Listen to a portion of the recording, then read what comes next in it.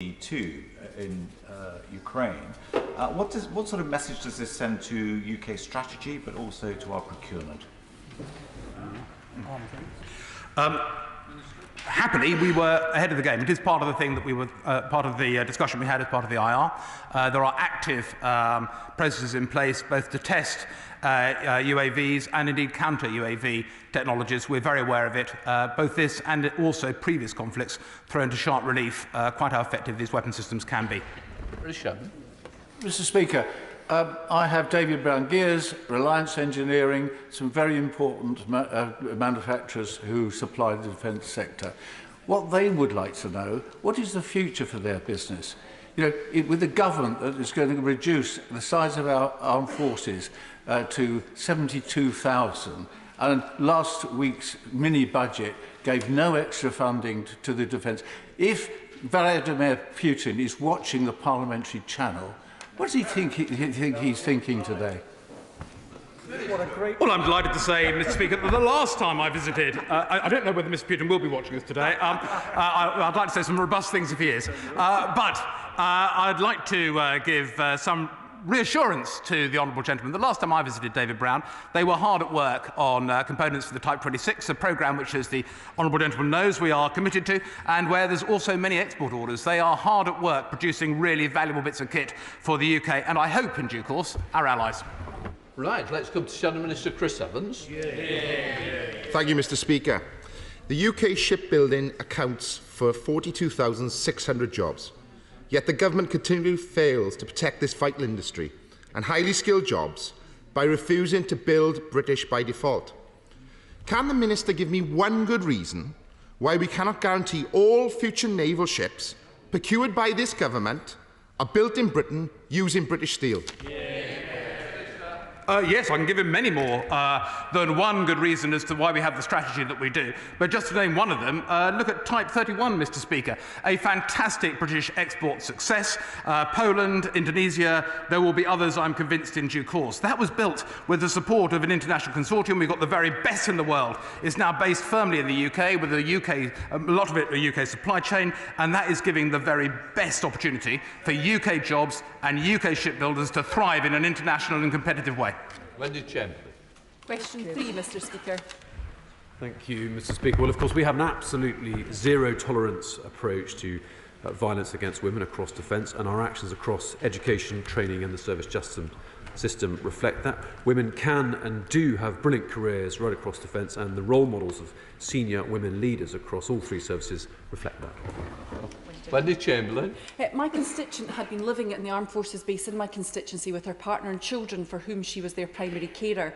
During that time, she experienced continued domestic abuse, and when she took the brave step of leaving her partner, she was told by the base she'd be required to leave. As a result, she was made homeless and, concerningly, has had to leave her two very small children with her partner on the base. Now, whilst commitments to end violence in the first place are of course crucial, there will always be circumstances where it takes place. So I ask him, what support can his department put in place for those who suffer domestic abuse and their dependents whilst living within the Armed Forces community? Well, thank you, Mr. Speaker, and I'm very moved to hear about the experiences of her constituent. If she would like to approach me with more details, I'm certainly very happy to look at that case again. But I would reassure that we have had a countering domestic abuse strategy across defence since 2018, and I look forward to updating the House in due course about our strategy for tackling rape and serious sexual offences across defence. Drew Bridgen. Thank you, Mr. Speaker. Does the Minister agree with me that we train all our military personnel in the to be able to be extremely violent when the situation requires, but we also train them to have the self-discipline to control that aggression, and that any breach of that discipline, whether perpetrated against male or female victims, needs to be dealt with expeditiously and seriously through military law? Thank you, Mr. Speaker. I absolutely agree with my honourable friend, and the point is that that's all the more the case, given that women occupy every role right across defence, quite rightly. Andrew Wynne. Question number 4, sir. Minister. With permission, Mr. Speaker, I should like to answer questions 4 and 16 together. We are currently supplying significant air power to NATO's eastern flank, as well as sending ships to the eastern Mediterranean. We have a well-established and enduring contribution to the NATO Enhanced Forward Presence battle group in the Baltics and in Poland. In recent weeks, we have almost doubled our military forces in Estonia to demonstrate this capability and our resolve to support that region. Andrew Gwynn. Can I thank the Minister, because the UK is absolutely right to bolster support to our NATO allies bordering Russia. And NATO is absolutely right in condemning Putin's illegal and atrocious actions in Ukraine. We on this side of the House stand shoulder to shoulder in upholding democracy, freedom, the rule of law and security. Now, of course, modern warfare isn't just about troops, weapons and equipment, so what more are we doing to work with our allies across NATO in strengthening cyber resilience in the alliance? Well, Mr. Speaker, NATO is acutely aware that the threat has evolved beyond the three conventional domains and into space and cyberspace as well. That's why it's a key part of NATO's transformation plans. The UK is to the fore in that, because I think we've invested ahead of many of our allies in both defensive and offensive cyber capabilities. So the UK voice is very much to the fore in discussing with NATO how we develop a cyber capability for the alliance. Sir Tony Lloyd. Thank you, Mr. Speaker. Isn't one of the lessons of the brutal aggression of Russia in Ukraine that the decision by the Baltic states to join NATO was the right one? Aggression in Ukraine isn't a vindication of NATO's expansion, it's a vindication of the Baltic states joining our military alliance. But isn't there a lesson for all NATO powers, including our own? We have to think again about how much we're prepared to spend on defence.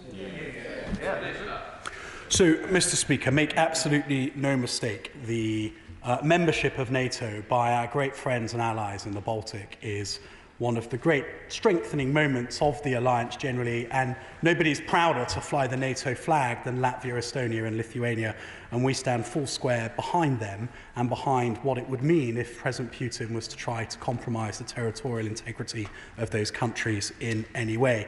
As for his wider question about resourcing defence across the alliance adequately, I strongly agree. I mean, we are one of only a few countries that has been routinely spending the 2% of GDP target. It's fantastic that this moment of challenge within the Euro-Atlantic has meant that other countries have now increased their spending to meet that target too. If there are arguments for more money for defence, no defence minister is ever going to object, but we should reflect that in this country, the UK has been spending 2% for a while and was given a very significant uplift from the Treasury only 12 months ago. Richard Drax. Thank you, Mr. Speaker. I commend the United Kingdom for all it's doing to help our NATO allies, but from one soldier to another, may I ask him, he said earlier, if circumstances change, the policy changes. And I do not excuse myself for asking again for the government to rethink to the cut to the army. What he referred to earlier was out-of-area type operations. We're now looking potentially, God forbid, at a conventional war where mass is going to be important. We no longer have that mass, and it must be retained. So the honourable gentleman and I will debate keenly, I know, the future of the land battle, but I'm just not sure that what I've seen on our TV screens over the last few weeks has been a justification for large amounts of massed armour. I think that it is entirely a vindication of a change in the way that the land battle is prosecuted, where actually if you mass forces, they are vulnerable to missile technologies that are absolutely in the ascendancy. I think that Future Soldier and the IR that gave birth to it is exactly the right way to be developing the army in order to meet the land battle as it is now, not perhaps how we thought it was 20 years ago. Alex Shelbrooke. Thank you, Mr. Speaker. Supporting NATO allies is not just about the Eastern Front and situation in and around Russia, but also about the threat from Russian naval activity. So does my right honourable friend agree with me that the focus must equally be on the activities that Russian submarines are taking place in the North Atlantic around our allied coast, and that the Navy must equally be given consideration in our strategic strength moving forward? Mr. Speaker, well, submarine operations in the North Atlantic are not routinely spoken about in public, but the honourable gentleman, I'm sure, will be reassured to know that we are acutely aware that you must maintain your awareness of what Russia is doing in the whole Euro-Atlantic, not just be focused on the obvious point of conflict in Ukraine. There is a belligerence to the way that Russia is doing its business right now, which means that this is a time for maximum vigilance for the UK and the alliance, so that we make sure that all threats to the homeland are properly countered. Right, Shadow Minister Luke Pollard. Thank you, Mr. Speaker. Labour's commitment to NATO is unshakable. We support the provision of lethal aid to Ukraine and we back the bolstering of defences for our allies on NATO's eastern front. The government has already deployed various assets, including Royal Navy ships from Devonport that I'm proud to represent. But can the Minister set out what further forces are being prepared for deployment to our NATO allies? And can he say whether the cost of that deployment is coming from already strained Ministry of Defence budgets or whether it will be met from the Treasury Reserve, as was the case during the last Labour government?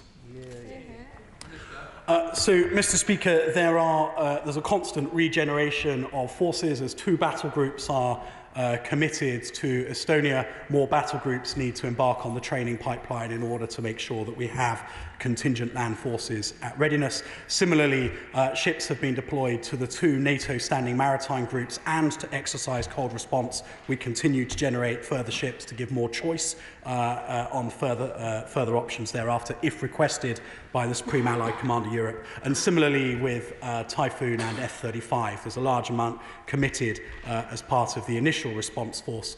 But if SACEUR asks for more, we are generating more to have those at our disposal. The honourable gentleman asks about the money right now.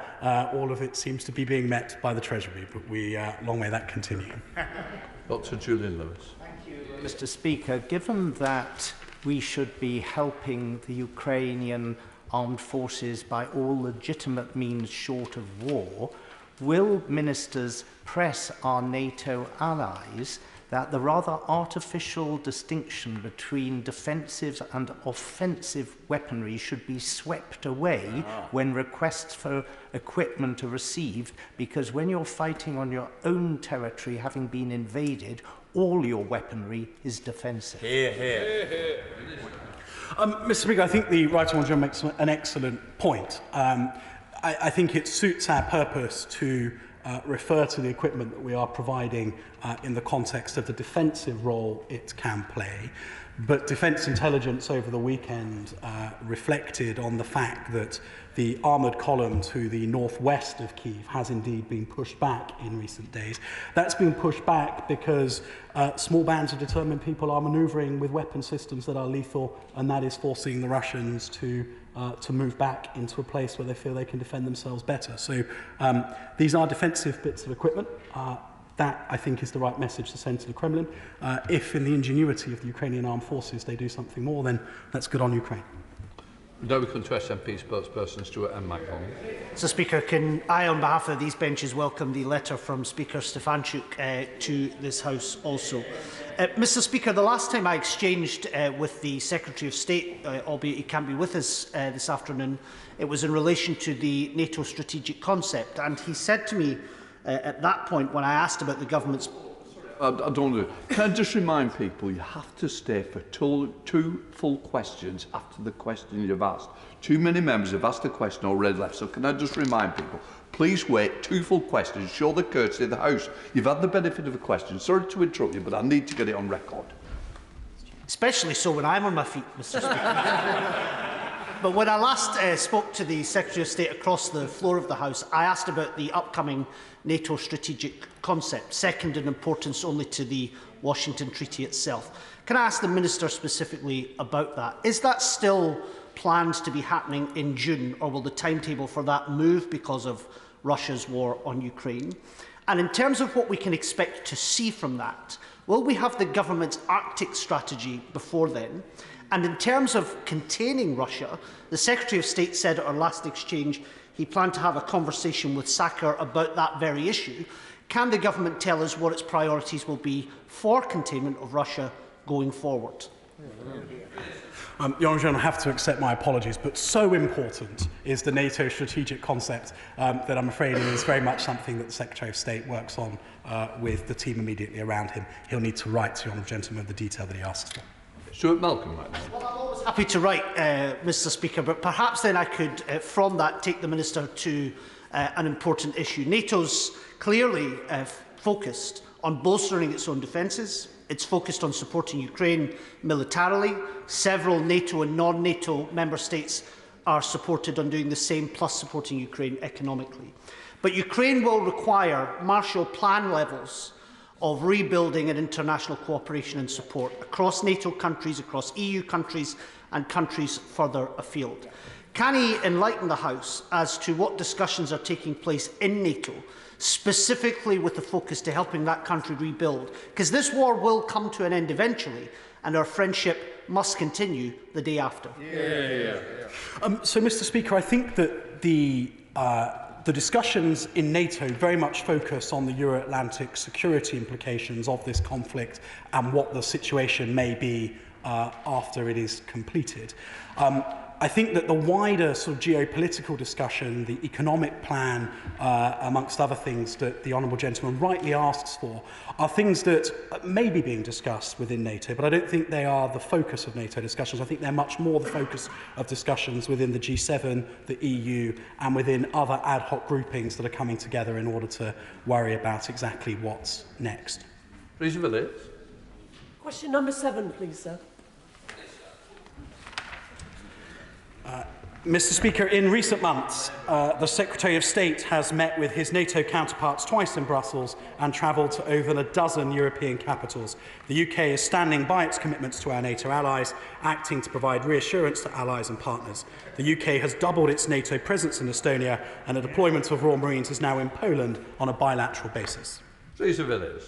Government cooperate with NATO allies to continue the flow of lethal aid to the Ukrainian armed forces, including weapons such as Star Street to defend against aircraft attacks. Mr. Speaker, I didn't take the opportunity in the previous question, but the Right Honourable Lady gives me the opportunity here to make an important distinction that NATO is not the provider of lethal aid into the conflict in Ukraine. NATO is looking at how it doubles down on its eastern flank in order to contain the violence within Ukraine and so show the resolve of NATO countries to stand up for Article 5. Those who are donating lethal aid and non-lethal aid to Ukraine are doing so bilaterally, and it is through the UK leadership that a lot of that is being coordinated and delivered. The next donor conference that was convened by the Secretary of State will happen later this week. We're ambitious for even more countries to join the donor group at that stage. Philip Dunn. And number 8. Mr. Speaker, the integrated review outlined that Defence forces must prepare for most persistent global engagement and constant campaigning to counter emerging threats. We're continuing to monitor the situation in Ukraine to ensure we remain threat-led and in line with the agile planning and delivery mechanisms developed following the IR. We will continue to review our capabilities and readiness levels accordingly. Philip Dunn. Speaker, as NATO nations last week committed forced deployments to 4 member states in Eastern Europe to help demonstrate resolve to Russia at this dangerous time, does he not agree that now is not the time to reduce force strength of the British Army by 9,500 regular soldiers, and this aspect of the integrated review conclusions should at the very least be deferred and at best be reversed? Well, Mr. Speaker, the Right Honourable Gentleman is an expert in the field, and so I acknowledge that this is something that would be keenly debated and that he has a very strong view on. My reflection is that this is the right time to accelerate the acquisition of the lethality that has been missing from the field army for too long. We are outranged on our artillery. We lack the land precision fires that are now absolutely essential.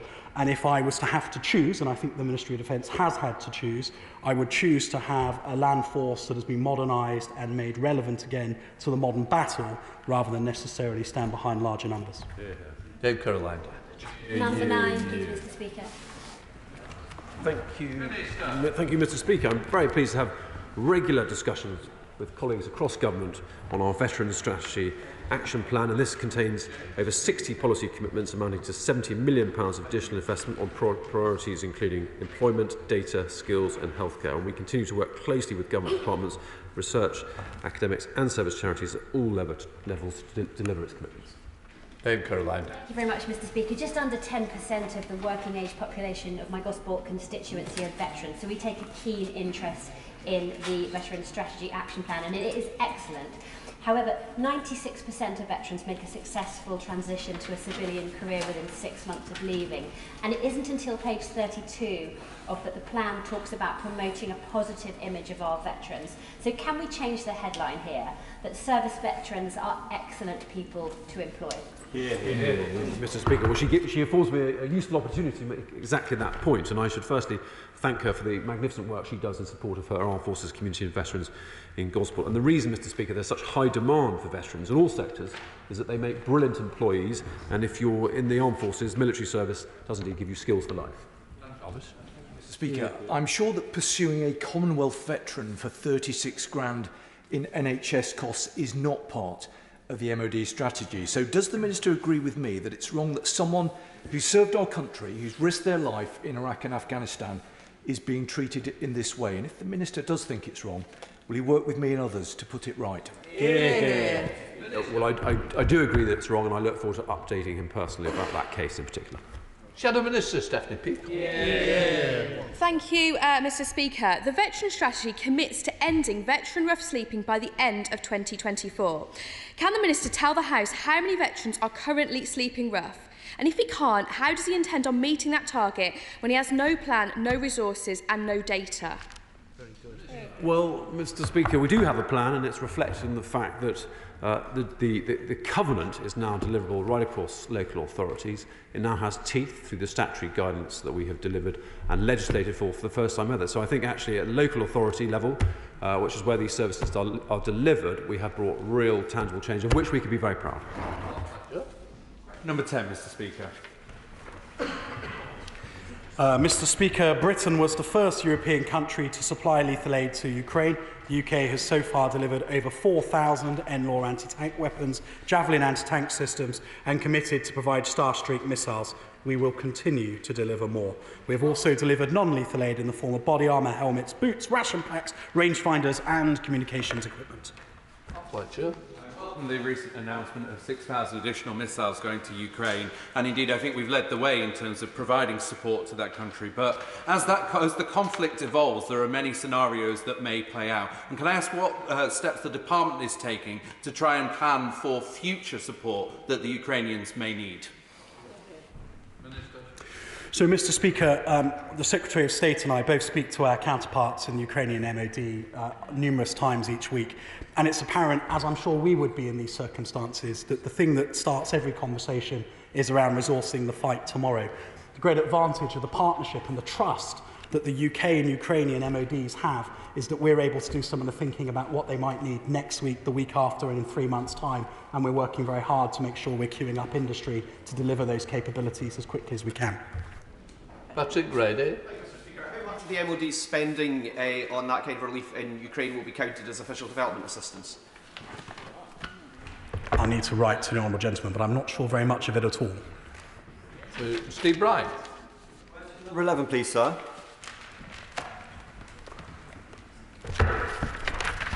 The MOD continues to deliver on its 25-year strategy to modernise its estate.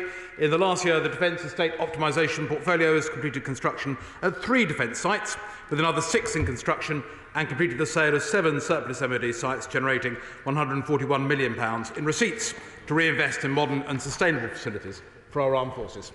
Steve Bryan. Mr knows that Sir John Moore Barracks in my constituency is marked for disposal under the programme. He also knows that what goes in its place is causing great anxiety. Now, as we reduce the size of the army in pursuit of the future soldier proposals of the IR, it's obvious that some consolidation will be needed around the training estate. But I want to know if the Minister shares my concern about losing what is a good facility and good order at the ATR in Winchester, given the conflict of the present, and I suspect for some time to come, looks very 20th century, not necessarily in terms of offensive ground operations, but in terms of all the other things, the boots on the ground, that we require of our armed forces. I thank my honourable friend for the question, and I know from the meetings we've had he's very engaged in this MOD site, which is due to close in 2026. The rationale for closure is to concentrate all Phase 1 non-infantry training together at Purbright to provide a bespoke training environment embracing digitalisation. And numbers trained could be flexed. But I will continue to engage my honourable friend on what he's impressed on me is an important issue for his constituents. Question 14, Mr. Speaker. Mr. Speaker, defence continues to play a central role in helping Ukraine defend its territorial integrity, working with allies and partners to uphold international law. We are also providing lethal and non-lethal military aid to meet Ukrainian armed forces' requests for assistance and coordinating the provision of additional military support from our allies and partners to enable Ukraine to repel Russian aggression. Thank you, Mr. Speaker. The UK government's preparation for this war evidently anticipated a very quick lightning strike on Kyiv by Putin's forces, followed by attempted regime change, instead of military resource allocation for a protracted ground war crisis. Why was this the case, and what, if any, lessons have been learned? Mr. Speaker, I think there's probably 2 points to make to that. Firstly, the UK government was able to anticipate what has happened because our intelligence services did an extraordinary job in understanding what the threat was, and our alliances with other intelligence services around the world worked brilliantly. And I think that's a useful correction to 20 years of doubting intelligence when making decisions in this place, that actually our intelligence services remain amongst the best in the world. Now, to his particular question about whether or not the right or wrong kit was given, I think that absent any decision a decade ago to begin Ukraine's transition to NATO-calibre weapon systems, which would have in itself been a very overt step on the way to Ukrainian NATO membership, discuss whether or not that's a good thing. But the right thing to do in those circumstances was to grab stuff that was on the shelf, immediately available, and could be brought to bear immediately in the defence of Ukraine. And that's exactly what we did. Question 15, Mr. Speaker. Mr. Speaker, Ukrainian armed forces have robustly resisted all Russian axes of invasion, conducting effective ambush and artillery strikes on Russian military convoys and maintaining air defences that are limiting Russian air superiority. Ukrainian resistance is significantly restricting Russia's ability to deploy combat power against Kyiv. It is unlikely that Russia has achieved its planned objectives at this stage of the invasion. Andrew Jones. My right honourable friend for that answer. Constituents in Harrogate and Esborough have told me they want to see the government continue to support the Ukrainian resistance in 3 ways. That's humanitarian in the region, welcoming refugees here, and of course military aid. We've seen the news that the Ukrainian army is retaking parts of their area from the Russians. So as the Ukrainian need evolves, will my right honourable friend ensure that our support evolves to meet that changing need? Mr. Speaker, I certainly can reassure my honourable friend that that is the case. We are looking, as I said in response to a question a few moments ago, a week, 2 weeks, 2 months, 3 months ahead in order to give the Ukrainian strategic depth, to bring to bear our technological and industrial advantages in order to be able to provide them with the kit that we think they'll need, not just in the next few days, but actually in 3 months' time, so that they can continue to make sure that President Putin fails in his endeavours in Ukraine. 17, please, Mr. Speaker. I would emphasise that decisions on equipment are in response to requests from Ukraine, and we consider how best to address their needs. The anti-tank weapons provided to Ukrainian armed forces thus far have been taken from existing UK stocks to ensure speed of delivery. The MOD continues to pursue options to rapidly meet Ukrainian requirements, including through UK industry and by actively convening our global partners. Thank you, Mr. Speaker. I have been contacted by manufacturers of military hardware in North Devon who work with the MOD and can rapidly move to provide items like helmets and body armour. Are there any plans to make an emergency streamlined procurement process to help speed this up? I thank the Honourable Lady for a question. I would just emphasise that these are Ukrainian decisions, and I would urge UK companies to contact the Ukrainian embassy as well as other routes. However, in parallel, the Department for International Trade is meeting with defence-related trade associations such as ADS and Make UK on a weekly basis to rapidly consider industry offers for Ukraine and how they can be assisted, and UK manufacturers of military hardware may also therefore wish to forward their offers to their trade association. Capitals Alex Norris. Topical number 1, Mr. Speaker. Mr. Speaker, as you're aware, but I've had a number of honourable members inquiring So just that the Defence Secretary wouldn't want it to be thought that he'd meant a discourtesy to the House. He's had a brief brush with COVID. I can assure you, Mr. Speaker, that on behalf of the Department, the Armed Forces and the Ministers here present, that it hasn't neither stopped him nor slowed him down over the last few days. He's had his second negative test today, and I'm assured that by this evening he'll be as present physically as he has been virtually over the last few days. Alex Norris. The Ministry of Defence continues to deliver against the objectives of the IR and Defence Command paper, which recognise that Russia remained the most acute threat to our security. We remain on course to deliver more modernised and threat-focused defence. We do so alongside our international allies, just as we've worked with them on Ukraine. Alex Norris. Thank you, Mr. Speaker. Recent weeks have only reinforced the need to invest in our defence. This is important for our economy and vital for our security. With this in mind, why won't ministers give a clear commitment for British built by default in defence procurement? The events of the last few weeks show the absolute critical importance to having the right kit in the hands of our armed forces. On many occasions that can be met by British supply, but I would not write off the kit that we can procure from our US and NATO allies, and nor would I wish them to write off the prospect of buying kit from us.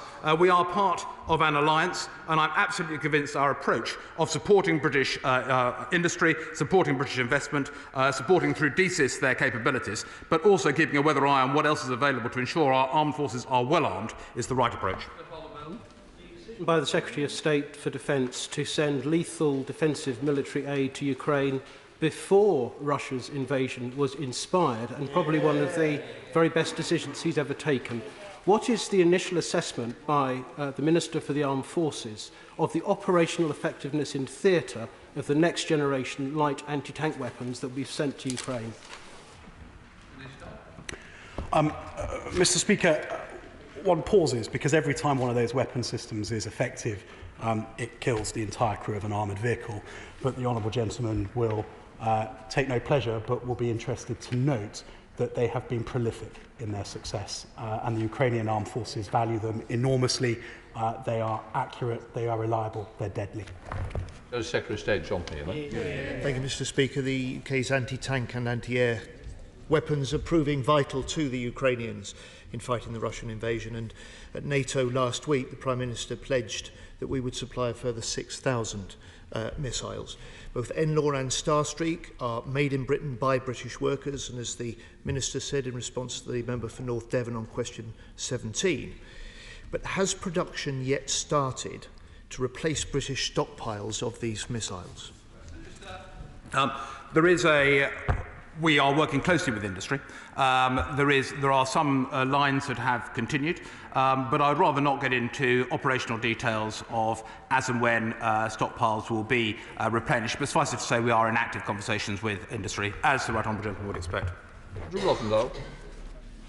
Mr. Speaker, it's 40 years ago this coming week of the invasion of the Falkland Islands, when the violation of British sovereignty by Argentina. It's 5 weeks since the violation of sovereignty by Russia in Ukraine, and as China eyes up Taiwan, will the Minister agree with me that it's time the government started to plan for an increase in defence spending, maybe 3% of GDP? Thank you, Mr. Speaker. I hear what the honourable friend says. I note his concern. It's clearly something, as the IR made clear, we always look at this from a threat basis, and what is required we fund. But I would also remind him we are the biggest defence spender in Europe, the second biggest in NATO, and we were pleased to receive a £24 billion uplift in the current spending period. Thank you, Mr. Speaker. As a member of Scottish Affairs, I had the pleasure of visiting Lossiemouth earlier this year, and Lookers Airfield in my constituency is still maintained as a backup site for operations. Given the current situation, can the Minister advise on sonar radar upgrades, because it's important that backup facilities are also fit for purpose? I thank the honourable lady for her question. I think I wrote to her last in November of last year on that issue. I'm afraid we haven't moved on yet. We're still studying exactly what radar configurations will be required, but it is actively being looked at, and I certainly commit to updating the honourable lady when I can give her an assurance one way or the other. Julian. Fleeing for their lives when Kabul fell, some Afghans with UK connections entered Pakistan without documentation. will ministers urgently devise a practical plan safely to bring to the UK those Afghans who have entry visas to come to this country but who are still being hunted by the Pakistani police, whose government apparently wants to hand them back to the Taliban? Mr. Speaker, the right honourable gentleman knows that I've been engaged in this for him for some time, and I'm told from my phone that the High Commissioner has, I think, now reached out to explain the situation. But for the benefit of the wider House, there is a challenge where those who arrive in Pakistan with eligibility to come to the UK under whichever government scheme they are intending to come, but have not entered Pakistan legally, the Pakistan government is taking a view on limiting our abilities to process those people. We are working hard to persuade the Pakistan government to take a different approach. Thank you, Mr. Speaker. Joram is a veteran and a constituent who came to Britain in 2001 and served in the armed forces with tours in Afghanistan and Iraq that left scars. He suffered from PTSD and took to drinking, and as a result served time in prison. But he turned his life around. He's now a painter and decorator and a father of two. But the Home Office is seeking to deport Joram to Zimbabwe, where he has no connections, and when he was last there, more than 15 years ago, he was tortured for having served in our armed forces, and that risks happening again in the future. So will the Minister intervene to stop Joram, a veteran, from being deported? Thank you, Mr. Speaker, and I would be very pleased to review the details of this case and correspond directly with her. Thank you, Mr. Speaker. It is vitally important that we protect our veterans from vexatious legal claims, something we've already put in place for those who served overseas. Would the Minister agree to work with the Secretary of State for Northern Ireland and the Government to ensure legislation is also urgently brought forward to help protect our Northern Ireland veterans? Thank you, Mr. Speaker. We are grateful to all veterans of Op Banner, and we seek to give them closure with honour and finality, and I'm pleased that the Secretary of State for Northern Ireland will in due course bring forward the requisite bill. Mr. Speaker, thank you. The most effective deployment of our submarine forces in response to Russian deployment is surely intelligence dependent. Now, the membership of the Joint Expeditionary Force is not synonymous with that of NATO. Can I press the Minister and say, are we making every effort to glean intelligence as to Russian naval deployment from these other countries? Mr. Speaker, our intelligence of Russian submarine movements is, as on the right honourable gentleman imagines, some of the most sensitive, but he will be reassured to know that we are absolutely working with allies to make sure our understanding of where Russian submarines are is at the best it could possibly be, and that we are postured to make sure that we meet whatever threat there may be as a consequence. Thank you, Mr. Speaker. I'm sure my right honourable friend will agree with me that Poland's recent decision to award Babcock the contract for the Arrowhead frigates for the Polish Navy is a brilliant example of British shipbuilding capabilities being used to support our NATO allies. I'm delighted to join my honourable friend in welcoming that down selection. There's still a process to go, but if it's finally got over the line, as I hope, that'll be great news for Babcock, great news for Scotland, and great news for British shipbuilding. I've been on multiple occasions to see them opposite number in Poland, and to host them here in the UK. I think they're making a great choice. Mr. Speaker, one of my constituents, a British and Afghan dual national, travelled to Afghanistan in June last year to visit his wife and 3 children aged under 10. During the evacuations, they were advised to proceed to the Baron Hotel, but were not processed before the suicide attacks. Since then, they've been trying to get to the UK, but the FCDO say they need a visa, and the Home Office say they're ineligible for the resettlement scheme. What urgent action can the Minister take with colleagues in the Home Office to ensure that my constituent can return safely to the UK with his young family? Mr. Speaker, the honourable lady's question implies, I think, that her constituent was not eligible to come under the Ministry of Defence administered ARAP scheme. I know there'll be no consolation to him nor his family in Afghanistan. We're working hard with other government departments to make sure that those who were called forward under the Leave Outside the Rules scheme that was in operation during Operation Pitting still are looked after, but is a discussion that I'll need to have with other ministers, and I'll ask one of them to write to her with an update on that case. Thank you, Mr. Speaker. I understand that Starstreak anti-aircraft missiles are being made available to Ukraine. Can I ask my honourable friend, could this kit be used to protect humanitarian corridors and nuclear power plants? Mr. Speaker, they certainly could be. They're a highly effective weapon system, but we are not seeking to be in any way prescriptive with the Ukrainians about how they are employed. They will understand their plan better than we do. We give them these weapon systems confident that they will bring them to good use, and thus far that's been proven to be correct.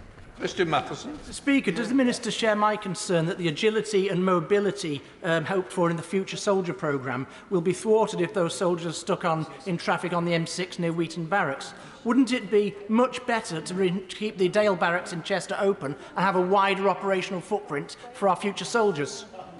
Very nicely done, Tristan. It's an ingenious construction, Mr. Speaker, one which we always think about, but we don't have any plans to change that element of the DEO, I'm afraid, at this point. Dr. Matthew Offord. Ukraine is becoming one of the most contaminated countries in the world, with explosive weapons, landmines, cluster munitions and unexploded ordnance posing a threat to military and civilians alike. So will a minister meet with myself and leaders of the UK EOD and Mine Action community to discuss how we can plan for the enormous decontamination task ahead of us? Mr. Speaker, I certainly will. I've had the I'm not sure it's misfortune or good fortune, but to visit a number of countries that have been heavily mined in the past, and you see the tragic human cost that comes from countries where they have been heavily mined, but also the hope that comes with a meaningful demining programme. I'll be delighted to meet with the organisations he suggests. Rachel Maskell. Thank you, Mr. Speaker. The National Security Vetting Services have never played such an important role, and the skill there is incredibly high. So when will the Minister announce that it will remain in York when they move forward with their plans for the Info Barracks site? I can't give any form of commitment on that right now, Mr. Speaker, but I will write to the Honourable Lady. Dr. James Davies. Thank you, Mr. Speaker. Over the weekend, I was pleased to see 2 Royal Navy vessels join 5 other Joint Expeditionary Force nations in escorting British and Danish supply ships. They successfully delivered military vehicles and equipment to the UK-led NATO battle group in Estonia. Does my honourable friend agree that, as well as playing a vital role in NATO, it's important for the UK to continue to lead the Joint Expeditionary Force? Minister. Well, Mr. Speaker, I certainly do. NATO has been the absolute cornerstone of Euro-Atlantic security since the end of the Second World War. Long may it continue to do so. And the JEF, nor the EU, nor anything else should be seen as an alternative. But there is a market, I think, for complementary organisations like the JEF, which don't require consensus. And I think the JEF is showing absolutely its value in the way that it's being used at the moment. Speaker, the Veteran Strategy Action Plan includes a commitment to address the historic hurt or disadvantage that sections of the veteran community have experienced. Can the Minister confirm if this will include compensation for LGBT veterans? Thank you, Mr. Speaker, and I look forward to announcing further progress on this review in due course. And I don't want to preempt the terms and conditions of the Chair, but I think it will be reassuringly broad. James Gray. Thank you. While it is perfectly true that any sensible person in the West would rather President Putin were not the President of the Russian Republic, would the Minister not agree with me that it's vitally important that we should reiterate at every second that we can that NATO is a defensive alliance amongst 30 people, that if there's one boat that goes over the line onto NATO land, we will react, but in the meantime, the person of the Presidency of Russia must be a matter for the Russian people and not for us? My honourable friend is correct. NATO is a defensive alliance. We're working very closely together. As my honourable friend, the Minister of the Armed Forces, stated earlier on, we're undertaking measures to ensure that NATO retains that deterrence and that defensive posture which is appropriate in these times. But we are focused bilaterally on Ukraine and supporting Ukraine. That is the focus of our policy. Andrew Gwynn. At the last defence questions, I got what I hoped was an encouraging answer on behalf of the nuclear test veterans in what will be their 70th anniversary since the first nuclear tests. Can the Minister update us where we're at in terms of recognising these veterans and their families for their sacrifice? Speaker, this continues to be under review, and I look forward to updating you in due course. Ministers have already said that we've supplied 4,000 NLAWs and other equipment and deployments, that we're supplying 6,000 more. Meanwhile, Germany says that they will supply 1,000, and France hasn't actually stated what they're going to supply. And as far as I know, nothing has actually been supplied. So what advice do we give to our colleagues in Europe about how to actually get their equipment into Ukraine? Mr. Speaker, it's not just advice. We offer a service whereby we will go to countries around Europe, pick up stuff and make sure that it gets forward to Ukraine. And at the International Donor Coordination Centre in Stuttgart, which I had the pleasure of visiting last week, the UK 104 Brigade headquarters is the global lead on coordinating how all of that lethal and non-lethal aid arrives in countries that neighbour Ukraine and how it is moved on thereafter. Thank you. Richard Holden. Indeed, Mr. Speaker, with the next generation Challenger 3 turrets being built in the North East, supporting hundreds of jobs, the Defence Science and Technology Centre working with Newcastle and other local universities, and Crook Defence Systems in my North West Durham constituency, providing the armoured vehicle tracks for not just British tanks, but also those of our allies across NATO and Europe. Will my right honourable friend continue to ensure that the North East firms and workers remain at the heart of British defence procurement? They are, and I had a great day last Thursday opening the AI hub for DSTL in Newcastle and pressing the button to start the production of the turrets of our Challenger 3 tanks, which my honourable friend refers to. There's a great history of defence manufacturing in the North East, and it's going to have an even greater future.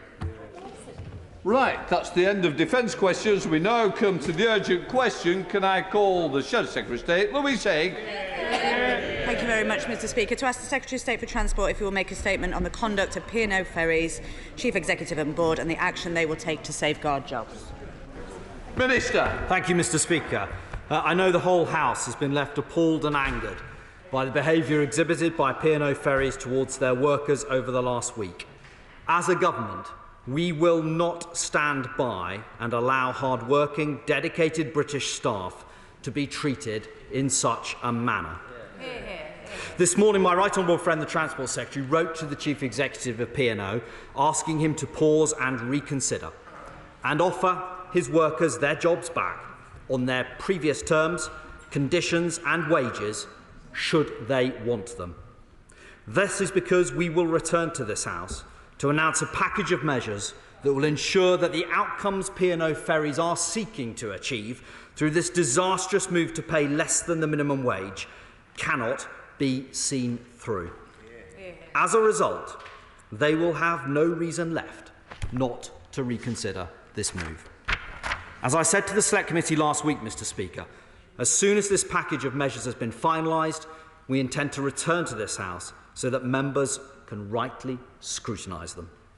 In the meantime, we are continuing to review the contracts at P&O Ferries with the Government, and the Insolvency Service are continuing to investigate the actions of Peter Hebblethwaite, who brazenly admitted to breaking the laws before two committees of this House last week. I am clear that P&O Ferries cannot and will not be allowed to get away with their actions. I hope the whole House will now support our efforts to do just this. Louise Haigh. Thank you very much, Mr. Speaker, and I thank the Minister for that response. As he said on Thursday, the Chief Executive of P&O Ferries made a mockery of the rule of law in this country. As a result, 7 of P&O's 8 ferries are now stuck in port, and on Saturday, the European Causeway was seized, the only passenger ship in Europe to be prevented from sailing over safety concerns. P&O Ferries must face the most serious consequences for their misconduct. I know the Minister and the Secretary of State feel the same way, and I appreciate the contact they have made with the opposition and trade unions. But every available tool at the government's disposal must now be used to force P&O Ferries to reinstate workers on the previous terms and conditions. So can the Minister provide some urgent clarity? Firstly, the Prime Minister said very clearly on Wednesday, we are taking legal action against the company concerned. So has the Secretary of State given his direction to prosecute?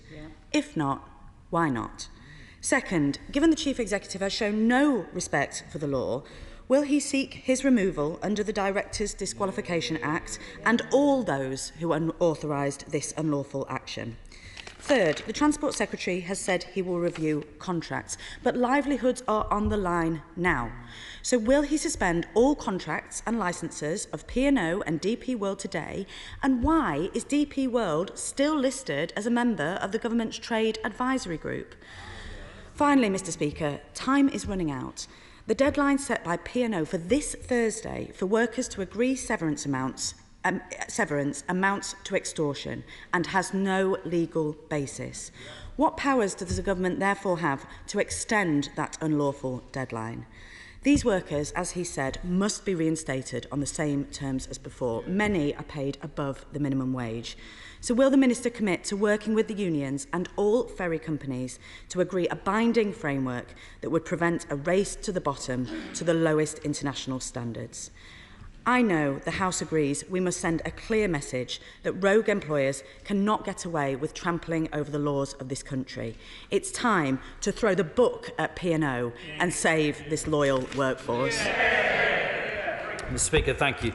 The Honourable Lady is quite right that P&O must face the consequences for their actions. We are looking at every tool that is available to the government. We're doing that as fast as is humanly possible. We're looking to bring forward a package of measures, which I apologise I can't go into in any more detail at the moment. Some of these are for complicated matters we need to go through, but we will be speaking to members of the House. We will be speaking to the unions as we put this together. Secretary of State for Transport's made clear his views very clearly. I did, of course, when I came to the House or when the announcement was made, as I did in front of the Transport Select Committee as well. The Secretary of State letter that he's written has been absolutely clear of what view we take of the actions that P&O have taken. And we will be acting upon that. There's a number of other matters. She's on the contracts. We continue to review any that may exist. We continue to can take any action we can on things like trade advisory groups. I hope she'll pardon me at the moment, simply because we will come forward with a package of measures that we'll take, as I said we would when I was in front of the Select Committee, and we're putting that together as we speak. And we will work, of course, with the unions and with all others as we put together this package. Thank you, Mr Speaker. And if I may, I would like to thank my honourable friend and the Secretary of State for working so closely with me and with others since this disgraceful decision by P&O. Does my honourable friend agree with me that the minimum wage proposal is a floor and not a ceiling? It would put the ferry workers in the same position as other workers in this country. It defeats the P&O agency foreign workers model, so that they should just reinstate the Dover workforce on their current terms now. And does he agree with me that the government's measures coming forward this week will support ferry operators, ferry workers, and safeguard the Dover-Calais route for the future? Mr Speaker, may I first of all pay tribute to my honourable friend for her fearless championing of her constituents. There is no one who speaks out with more persuasion, with more force and more passion than she does for the people of Dover and her constituents. I pay tribute to her for that. She asks whether the national minimum wage is a floor, not a ceiling. I'm very keen to say there's a package we're considering, Mr Speaker. We'll come to the House and explain what that package is in due course, and I hope the House will look forward and will welcome that when it comes. SNP spokesperson Gavin Newlands. Thank you very much, Mr Speaker. Can I, through the Minister, thank the Secretary of State for what he said in the content of the letter he and his colleague at Bays have sent to P&O today. These actions have been utterly reprehensible, but I do have to ask, where was this progressive zealot intent in protecting jobs when British Airways threatened to fire and rehire 30,000 staff? If some action had been taken at that point, we may not be in this position today with P&O. It is, however, better that a sin of repentance, Mr Speaker, and the Government is indeed on the right side of the road now, which I very much welcome, because the actions of P&O have involved not just everyone in this House, but right across the country. He did say in his response to the Labour front bench he can't give any details now, but can I please reiterate that the deadline is on Thursday. This place breaks for recess on Thursday. This is of the most urgent nature, and we need details on that as soon as possible.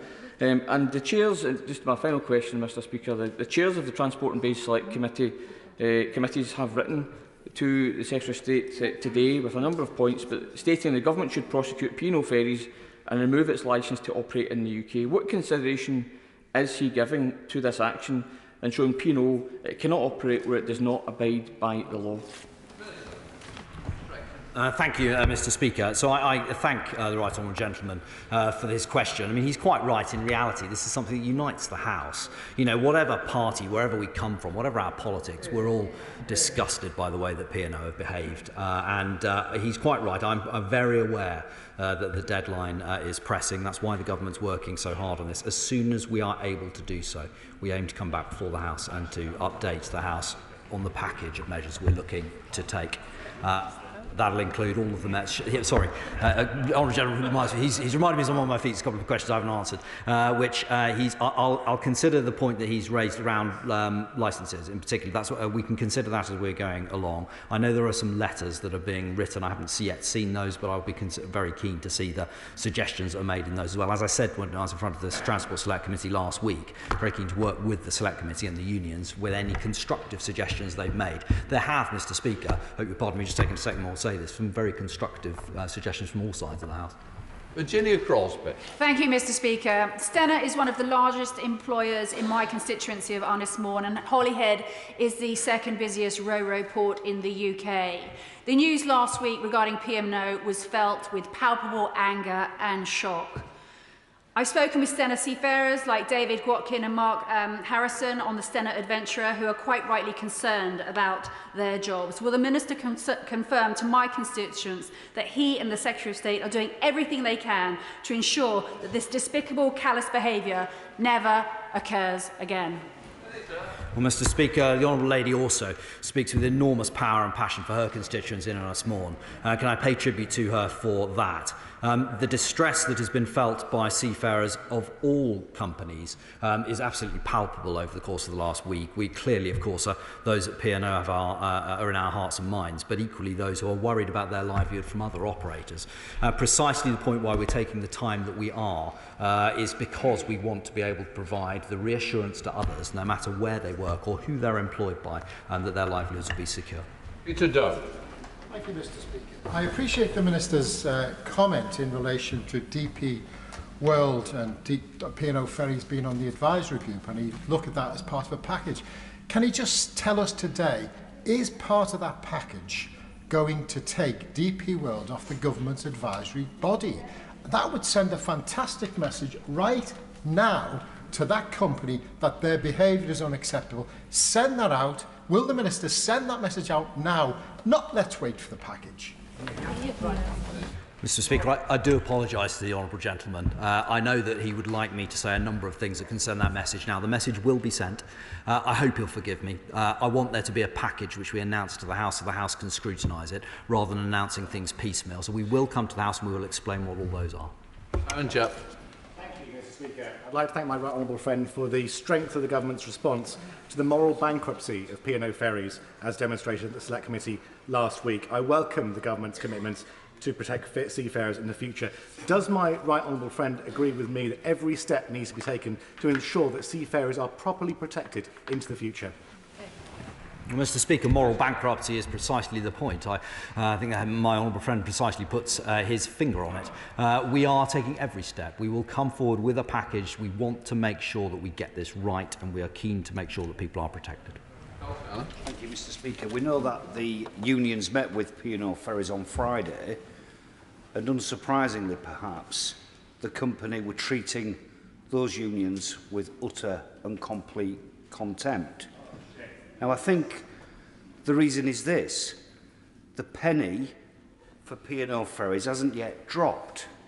That legislation will come in to force very soon, which will remove that incentive to exploit foreign agency workers at the expense of British seafarers.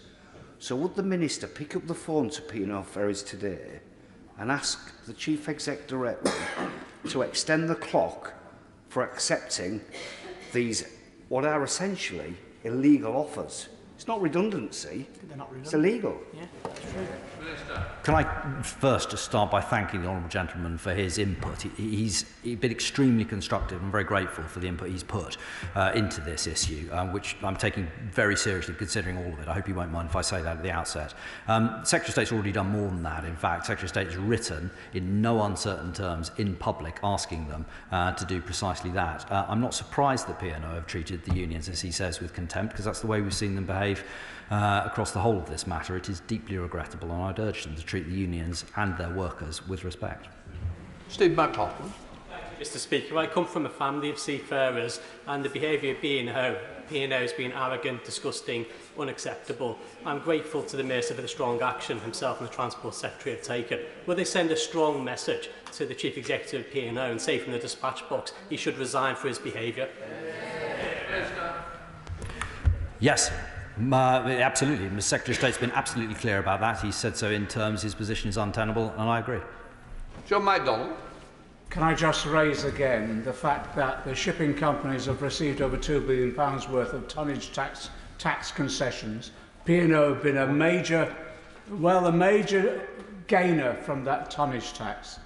Could we have the assurance from the government today that no tonnage tax monies, tax relief is being paid now to P&O, and that, if necessary, we should seek to receive back some of the tonnage tax concessions that they gained, what for? As a result of a commitment to protect and increase the number of British seafaring jobs. I can confirm to the Honourable Gentleman that we will be considering any actions we can take. We'll announce these as part of the package. Peter Bell. Thank you, Mr. Speaker. I'm very grateful for what the Secretary of State has done and for the Minister. I just don't understand how a minimum wage, by definition is a minimum wage, cannot be paid to people. It just seems, and perhaps the Minister can explain that to me. But I take what the opposition have said. We really do need in this House to hear what the measures are. And I understand why the Minister wants to make a package. But could he ensure that we have an oral statement before Thursday and before we go into recess? So the Honourable Gentleman is quite right, and I agree with him. The House does need to know what the measures are, and we intend to return to the House as soon as possible in order to make that statement. Sammy Wilson. Thank you, Mr. Speaker.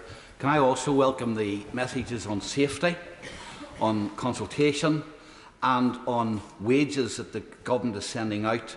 But speaking to workers in my constituency who are affected in Larne, the clear thing they want to see is what sanctions are going to be placed on the company to make sure that they obey, because as we've seen in the evidence they gave last week, they still seem to think that breaking the law is okay. Yeah, well, the Honourable Gentleman puts his finger on the centre of the issue, thinking that breaking laws is okay. It was an extraordinary display we saw last week when the GEO came here and brazenly admitted breaking the law and said he would do it again. We're going to make absolutely clear that's not acceptable. We'll announce later in the week how that will be, and I hope the Honourable Gentleman will pardon me if we delay until then. Catherine Fletcher. Speaking to people in South Ribble, it's frank to say that P&O's reputation is absolutely in tatters at the moment. Many of people saying they'll never use the company again. May I thank the Minister for the Secretary of State's strong letter this morning, calling for, and does he agree with me that the Chief Executive Officer of P&O Ferries should strongly consider his position? I do. Dame Diana Johnson. Thank you, Mr. Speaker. And just following up, actually, from that question, I just wondered, the Minister said there's going to be a package of measures that he'll be announcing later this week. But will one of those measures be the removal of the Chief Executive as a director under the Company's Directors Disqualification Act 1986? Can he just say whether that is under active consideration? I know that a number of members will wish me to start talking about individual measures, and I hope the Honourable Lady will forgive me that I won't do that. We will come to the House and explain what that package of measures are. We're quite clear, however, about the position of that individual in question, that his position is untenable and he ought to go. Ammon. Thank you, Mr. Speaker. Experienced crews are familiar with safety requirements. Could my honourable friend say and ensure the House that before any vessel leaves port, or any ferry leaves port now, a full safety inspection will take place before it leaves? Yes, and indeed the MCA have detained one vessel to ensure that hasn't taken place. And the MCA, I have total confidence in them. They will ensure that any vessel is safe before it sails. To that question, Mr. Speaker, it surely has to be the case that the results of these inspections will be published in full so that the public can have confidence in what is being done. But as well as being in breach of their duty to inform the Secretary of State about their intentions, it appears that P&O are also in breach of their duty to inform flag states. Is that a matter which it is in Government's intention to pursue? We're considering any options that may be relevant after the actions of P&O last week. We consider all and everything. Laura Farage. Thank you, Mr. Speaker. One of the most damaging concessions that was made at the Select Committee last week was that it was cheaper for P&O to dispense with their Section 188 consultation obligations because it was more cost-effective for them to pay 800 protective awards and then move on to agency worker rates of £5.50 an hour below the national minimum wage. The way they're doing this is by paying British national minimum wage up to the limit of British territorial waters and then moving on to rates of below £2 an hour. I know how hard my honourable friend is working on this issue, but we don't have this in the airline industry where they go between jurisdictions. So could he look very carefully at the territorial limit of the national minimum wage obligations? I will indeed. It's one of the issues we are discussing. The honourable lady is quite right to draw attention to it, and I thank her for her expertise. Bill Estes. I was at the port of Liverpool on Saturday, and I met sacked P&O seafarers from both Liverpool and from Larne who'd come across using a different carrier to show their solidarity to their Liverpool comrades. And they told me that about the MCA inspection in Larne that's kept the vessel in port. But they said, I'll pass back to you their message. They want their jobs back. They want their jobs back on their existing terms and conditions. But they don't just want a review of the licences. They want proper action because they want the government to show that they really are on their side now and not to leave any doubt about whether they're on the side of billionaires from Dubai. Minister. I can be absolutely clear now, we're on the side of the workers. We'll be explaining what we're going to do in the House later this week. Grant Policy. Thank you, Mr. Speaker. May I congratulate the Minister on the robust approach the Government are taking to this matter. But, Mr. Speaker, many small business owners and managers work long and hard to get personnel matters right and to do the right thing and to comply with employment law. Would the Minister consider what signal it will send to them if P&O ferries get away with wilfully ignoring the law? Well, that's a signal that we cannot have. We cannot have any company willfully ignoring the law. We want to make sure that every company knows it has to do the right thing and they must do the right thing. Mick Whitley. Mr. Speaker, the government's response to the mass sackings of 800 P&O workers has been shameful in my view. Ministers failed to step in and save jobs. They refused to support Labour efforts to outlaw fire and rehire in October, and they're not seeking disqualification of P&O's chief executive from holding a company directorship for brazenly and knowingly breaking employment law. Now, many of my constituency employed in the maritime industry are afraid that their jobs could also be under threat. Will the Secretary of State urgently commit to bringing forward legislation that will guarantee the strongest employment protections are available to everybody working in the UK maritime industry so that no one is ever treated as contemptible as the 800 P&O workers were? Well, I don't agree with the honourable gentleman's way of describing the government's approach to this. I don't think we could have been any more robust. But the overall thrust of his point that workers should be protected, I agree with. We will come to the House and we will explain how we're going to do that as soon as we possibly can. Paul Hope. Thank you, Mr. Speaker, and I welcome the Minister's statement, but 2 of my neighbours and constituents with a combined service period of 51 years were laid off by email last week and are understandably upset that they do not know where their money is coming into their household going forward. Can he assure me that the package of measures that he will be introducing, and I understand that he cannot go into detail, but can he make sure that at the heart of that package are workers' rights, and that in future no company like P&O will be able to take these actions going forward? Yes, Mr. Speaker, that's precisely what we aim to achieve. Very grateful, Mr. Speaker. I was heartened when the Minister in opening said he will not stand by and allow workers to be treated in such a manner. But P&O's arbitrary and illegal deadline of 31st of March this Thursday for all SAC ratings to sign the severance package, which effectively buys their jobs but also seeks to use a legal device to muzzle them, that's this Thursday. So when the Minister says he's going to bring a package to this House as soon as possible must be before Thursday. The honourable gentleman's point, it's not on the way that these people have been treated. It's absolutely unacceptable. This is complicated, so there are a number of things we just have to go through to get this right. As soon as we can come back to the House, we will. But in the meantime, the letter that the Secretary of State has written, it makes precisely the demand that he asks. Richard. Thank you very much indeed, Mr. Speaker. And I'd like to thank the Secretary of State and the Department for the robust way in which they've really taken on P&O over the disgraceful actions over the last few weeks. But can I confirm a couple of things to me? Firstly, that all the contracts and relationships P&O have with the government are going to be under review. Can I secondly confirm they will block the outcome that P&O are after, which is specifically trying to pay workers less than the minimum wage? And thirdly, can he agree with me that the CEO should either resign or be sacked immediately? The Honourable Member makes a number of excellent points there. We will consider those as part of the package, but I can assure him that the thrust he's seeking to achieve is the same as the government. Dan Carlton. Mr. Speaker, the problem we have here is we've had fire and rehire with British Gas, we've had fire and rehire with British Airways, and I remember warm words from ministers just a few months ago, but no changes to the outcome. And the words of my fellow Liverpudlian Frank Cottrell Boyce, that Tory MPs protesting the behaviour of P&O bosses is like your neighbourhood arsonist offering you a flask of tea over the smoking ruins of your house comes to mind. I wonder if ministers now will look at whether they could commit to securing a collectively bargained fair pay agreement for the entire sector. We'll be considering all of the suggestions that have been made by honourable members across the House, and I thank them for it, and will announce in due course to the House the measures we propose to take. Alan Dorrant. Thank you, Mr. Speaker, and good afternoon.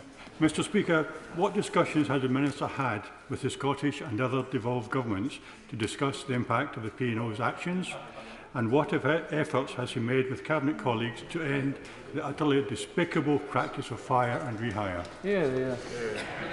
So at a time like this, Mr. Speaker, conversations take place across government and across the devolved administrations as well to consider what action we can take together.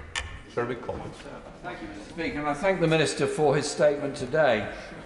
I hope he brings forward legislation very quickly.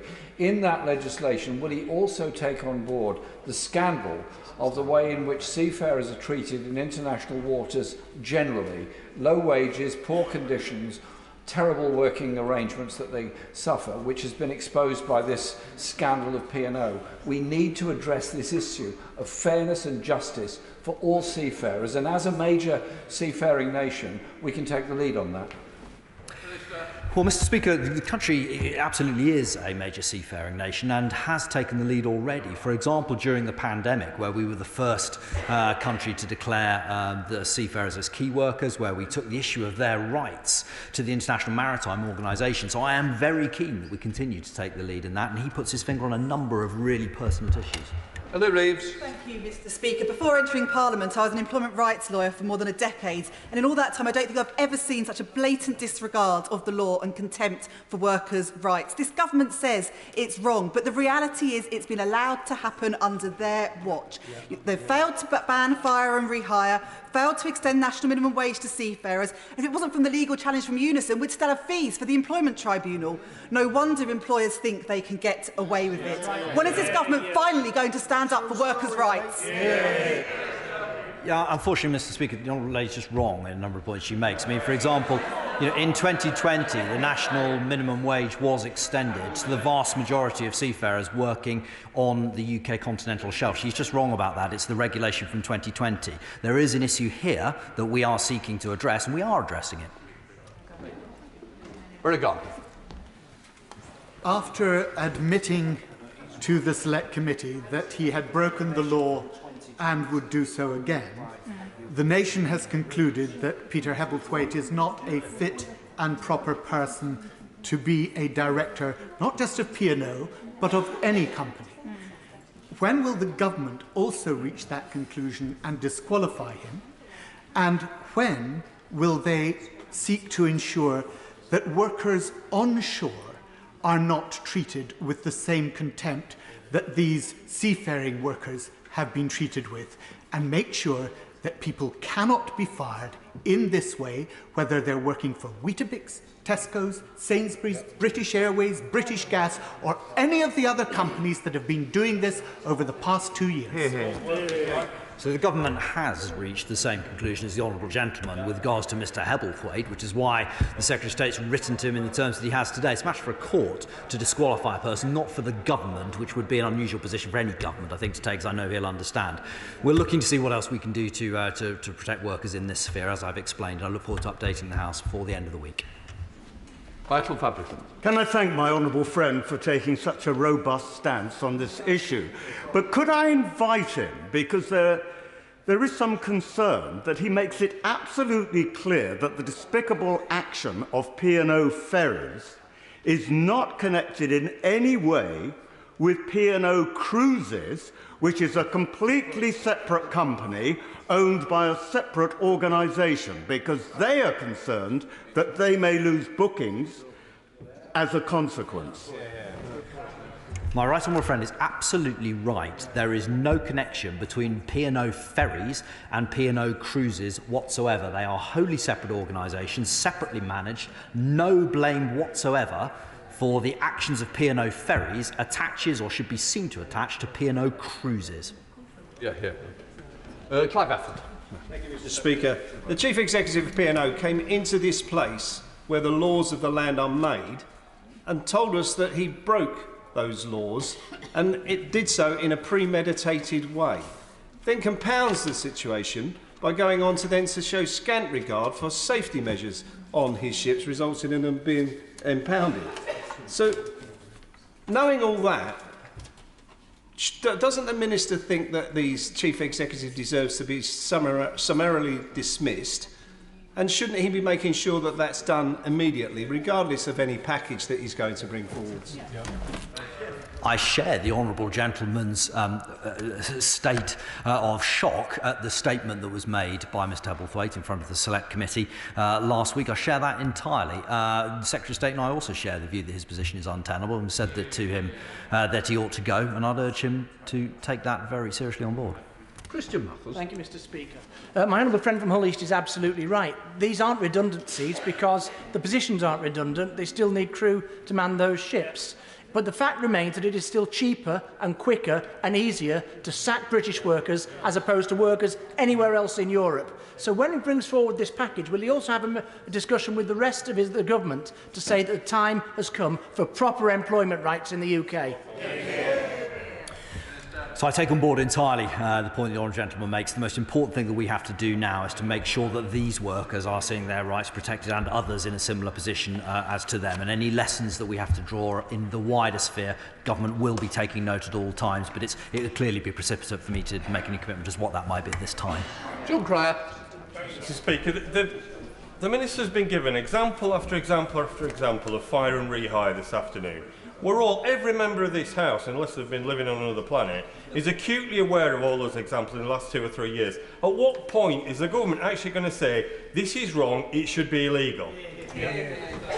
Well, Mr. Speaker, this isn't, as the Honourable Gentleman knows, really a fire and rehire situation. But we are absolutely clear that the way these workers have been treated is wrong, which is why I've said in no uncertain terms we're bringing forward a package of measures, and I will be able to update the House before the end of the week. Kate Osborne. Thank you, Mr. Speaker. Can the Minister confirm if the Government has received advice from the Insolvency Service? And if so, can he confirm that P&O, simply by not notifying the flag states of these intended redundancies within the prescribed time limits, means that they would have committed an offence which could and should lead to an unlimited fine being imposed? And if not, will the Minister bring forward legislation to correct the position retrospectively and make that unlimited fine happen? Mr. Speaker, it wouldn't be normal for any minister to comment on legal advice that's given, but I share the honourable lady's concerns, which is quite why we've asked the Insolvency Service to investigate in these circumstances. And of course, I take on board the suggestion that she makes, as I do from all honourable members, and we will update the House on what that package will be shortly. Richard Bogan. Thank you, Mr. Speaker. Dockers in Rotterdam refused to load freight onto a ferry in support of 800 unlawfully, illegally sacked P&O workers. Does the Minister support that action in support of saving those 800 jobs? And if so, why is it good enough for workers and trade unions in Rotterdam, but it's still illegal in this country to take solidarity action? Mr. Speaker, this is a government that is standing up for workers. We have been absolutely clear about our condemnation of the way that P&O workers have been treated in this case, and we will be taking action, which I will explain in due course. Nick Smith. Mr. Speaker, the P&O pension pot has a shortfall of £147 million. P&O's parent company, DP World, has previously sponsored a golf tournament to the tune of £150 million.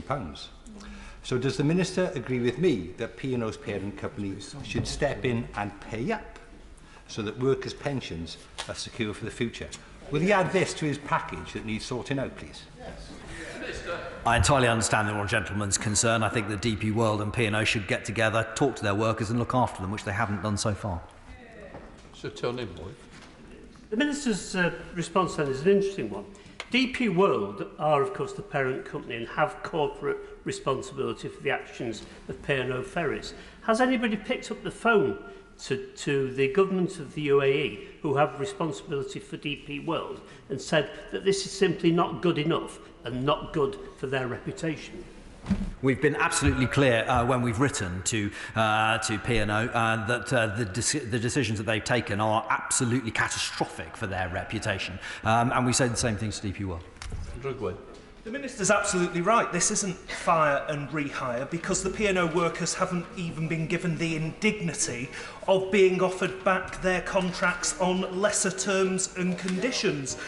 But the flippant disregard for the UK workforce, the contempt for the rule of law, and the disgusting abuse of foreign workers in what can only be described as slave labour isn't just wrong, it's not on. So I hope very much when the Minister comes back to the House with his detailed package, we won't just be tough on words, we will be tough on actions and tough on P&O. Yeah. So I agree with the honourable member that the way that his workers have been treated is absolutely not on. We've been absolutely clear about that, and we are keen not on words, but on action. Rachel Mask. Thank you, Mr. Speaker. What is worse is that DP World and P&O ferries were prepared to put crew untrained onto these ships and also passengers onto these ships, and for them to sail completely against health and safety measures. Therefore, there is something at the core of this company's culture which needs to be addressed, which must result in the licence being removed, because clearly it is prepared to be unsafe and break the law. So I understand the honourable lady's concern. The thing that I hope will give her confidence is that we have the Maritime and Coast Guard Agency, in whom I have full confidence they are an outstanding safety regulator. They inspect all of these ships, and if they aren't safe to sail, they won't sail. That finishes the UQ. We are now going to come to the next statement, and the statement will be from the Secretary of State for Education, the Right Honourable Nadhim Zahawi. Thank you very much, Mr. Speaker. With your permission, Mr. Speaker, I will now make a statement on the publication of the school's white paper. Since 2010, we have been on a mission, Mr. Speaker, to give every single child a great education. We have made huge strides, but we know that there is still further to go on that journey. Journey that my predecessors began, and I'm proud to lead today. Too many children, Mr. Speaker, still do not get the start in life that will enable them to go on and make the best use of their talents and abilities. Sadly, disadvantaged pupils or those who have special educational needs are less likely to achieve the standards we expect for them.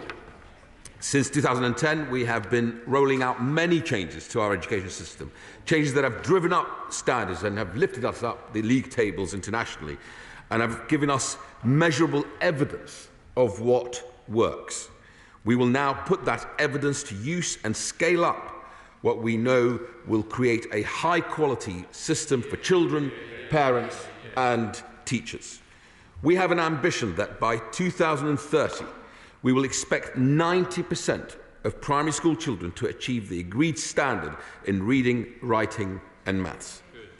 In secondary schools, I want to see the national GCSE average grade in both English language and maths increase from 4.5 in 2019 to 5.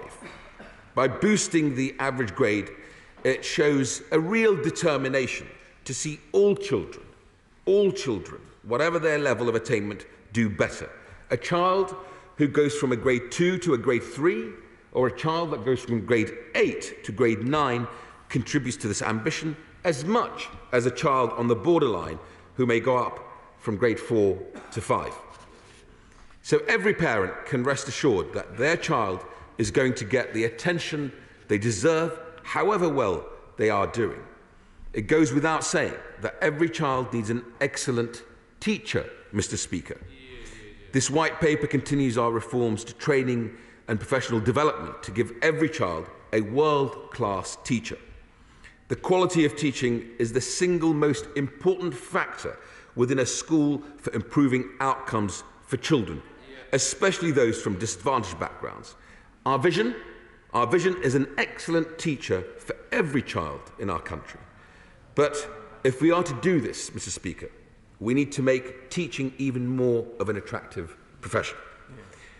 To make sure it is, we will deliver 500,000 teacher training and development opportunities by 2024, giving all teachers and school leaders access to world-class, evidence-based training and professional development at every stage of their career.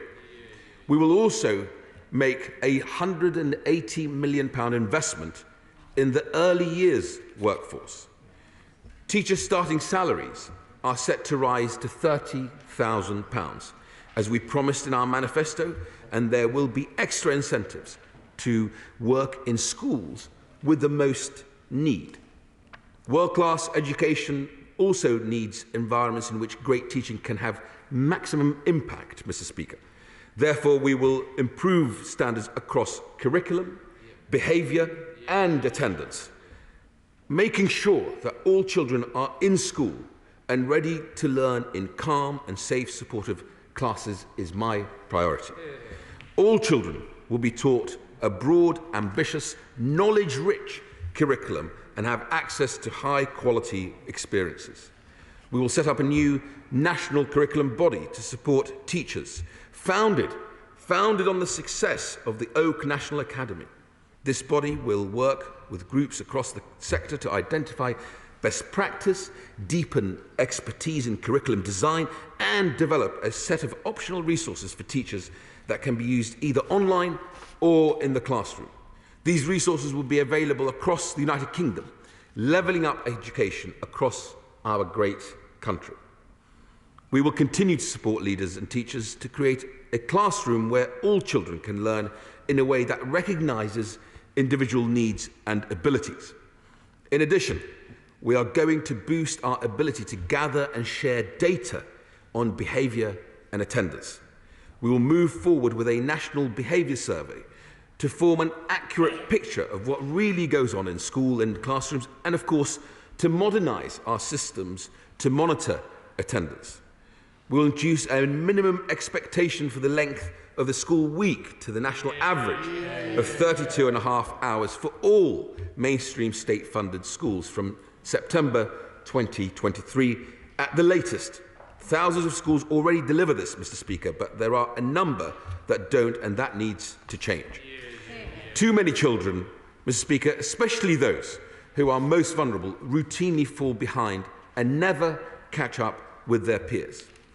The awful COVID pandemic has, of course, made this worse, and even though I am relieved to tell you that the latest research on learning loss, Mr. Speaker, and recovery shows pupils continue to make progress, but there is still much more to do.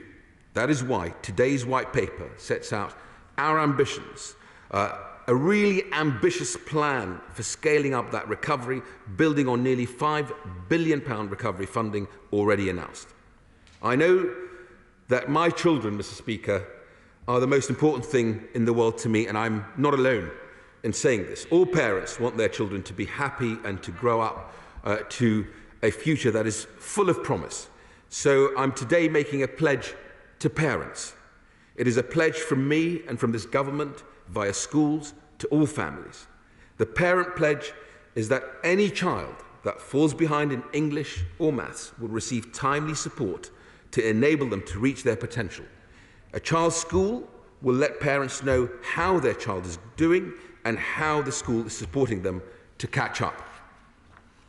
Tutoring has been a great success, and it's that tutoring that is making a difference. It is here to stay, and we want to for it to become mainstream, Mr. Speaker, and a fundamental pillar of every school's approach to delivering the parent pledge.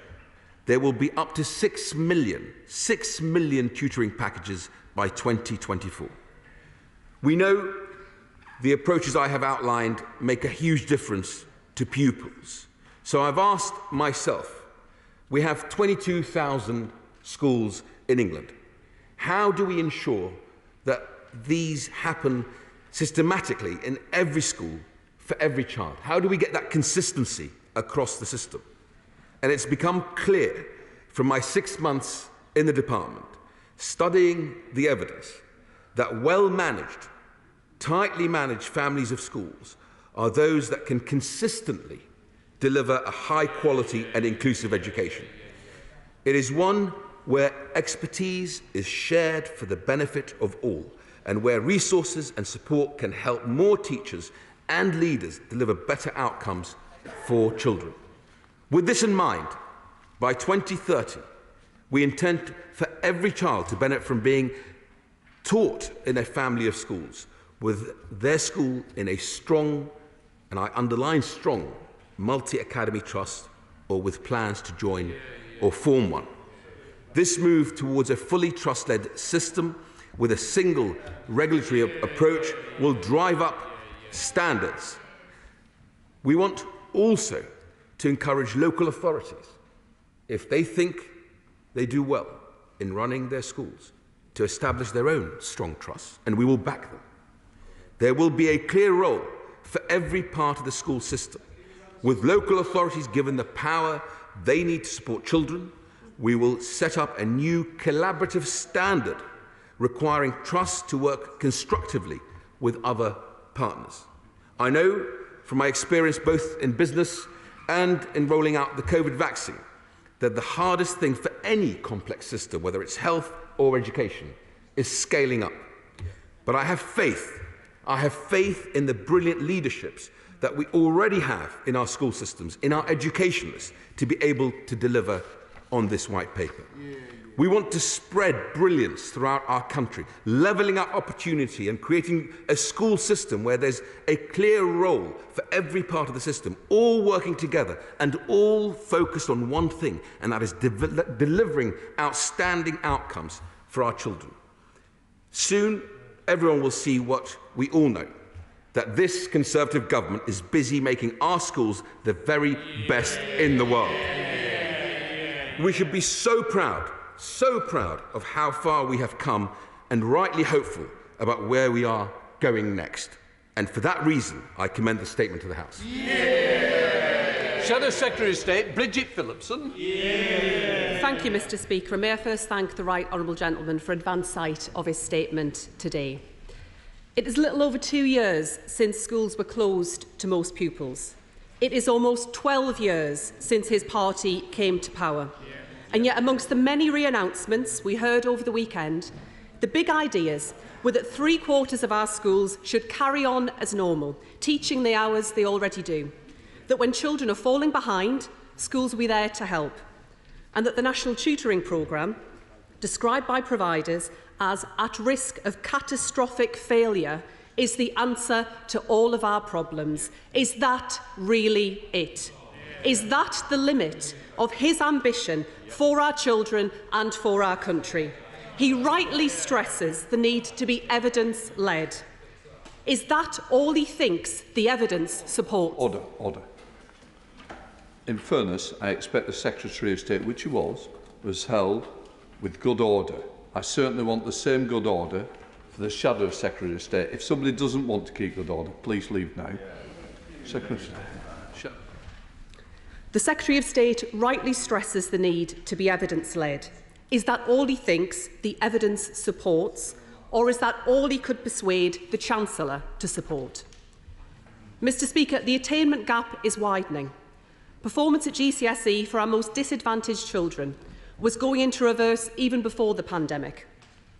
And after 2 years of ongoing disruption, it's clear enough where the focus should be.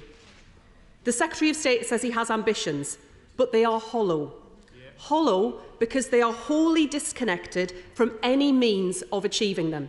Hollow because there is no plan to deliver them, but also hollow because there is no vision here about what education is for, what growing up in our country should involve, and what priority we should give our children. We are 2 years into the pandemic. 2 years is a long time and an important time. Half a lifetime for children starting school in September. Years of disruption, of botched exams, isolation, time spent at home. We can all see the impact that this has had on our children. Yet time and again, the government fails to grasp the truth that time out of education for children and young people means more than time out in the rest of their lives. Instead, our children have been an afterthought for this government.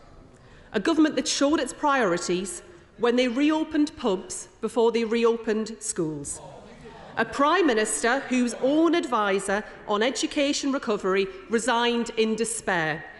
A department that closed schools to most children with little thought of how it would recover the damage or reopen them safely. Labour listened to parents and young people and set out the children's recovery plan our children need and our country deserves. Breakfast clubs and new activities. Quality mental health support in every school. Small group tutoring for all who need it. Our children have waited long enough. When will they see a recovery plan that rises to the generational challenge staring us all in the face? Only today, his department published research setting out that in reading in particular, pupils are falling further behind and the disadvantage gap is widening. But, Mr Speaker, this is deeper than just the last 2 years. On these benches, we see the value and worth of every child. We see them as ambitious and optimistic, with dreams for their futures. We see the role of government in matching, not tempering that ambition. Education is about opportunity, and we want opportunity for every child in every corner of our country at every stage. We want childcare that is high quality, affordable and available, not a cost that prices people out of parenting. We want every parent to be able to send their child to a great local state school, which is why we would be launching the most ambitious school improvement plan for a generation, focusing on what happens inside the school, not the name above the door.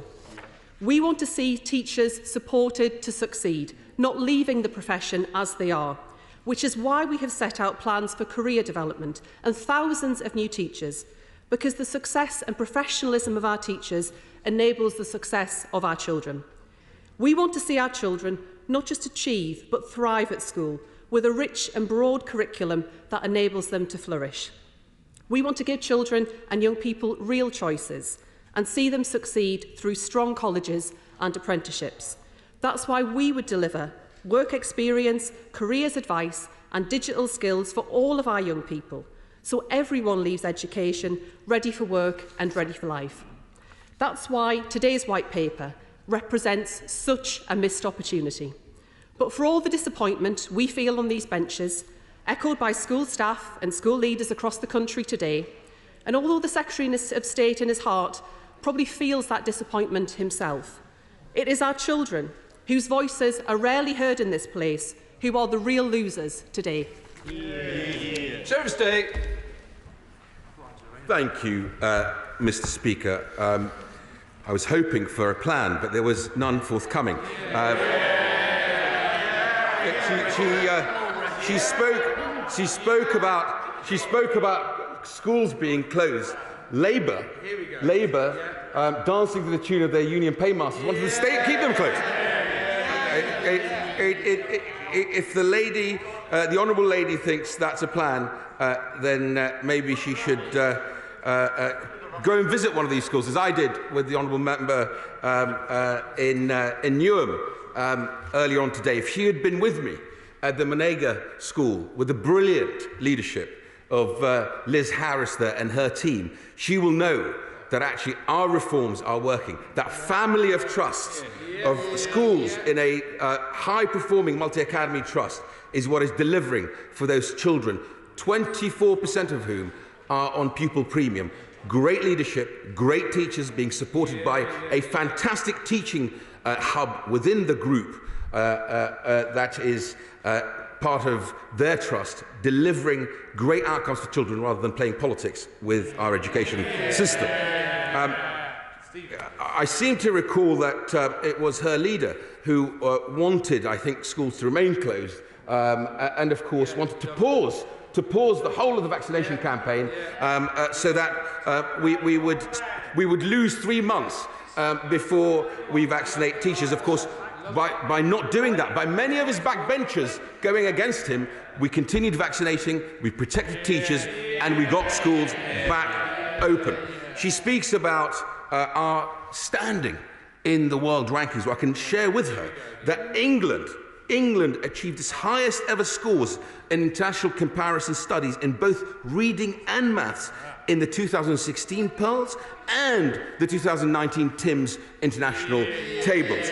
That is what this government delivers. It is the introduction of the phonics screening check in 2012 that has delivered. The percentage of Year 1 pupils meeting the expected standards has risen from 58% to 82%. That is what this government is proud, a record of real delivery for young people in this country, with 91% achieving this standard by Year 2 in 2019. Of course, we've had a pandemic since then, and that 5 billion into recovery is making the real difference. Again, she questions the recovery and what the National Tutoring Programme is doing, which we have just announced has delivered a million tutoring, blocks of tutoring. That is 15 hours for those children. It will meet its targets because school leaders told us that they wanted a school-led pillar, as well as the other 2 pillars that are also delivering, and we have delivered that for them.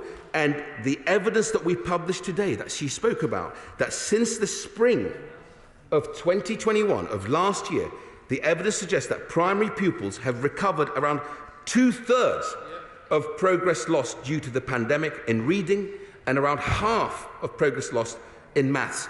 That is real delivery, Mr. Speaker. Chair of the Select Committee, Robert Halford.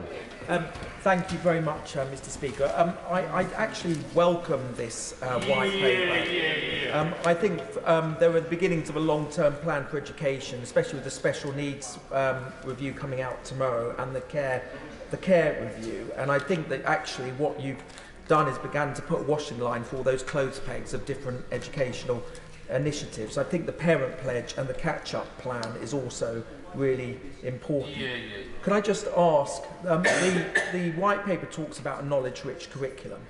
Absolutely in favour of that, but what about a skills-rich curriculum alongside? And I see the skills Minister watching carefully, one which would prioritise skills like oracy, financial education, technical and vocational education, reverse the huge decline in design and technology and better prepare students for the world of work. And what does the white paper do for those children from care backgrounds, from excluded backgrounds, from special needs backgrounds who way underperform compared to their peers in terms of GCSEs? And we know the grim statistics.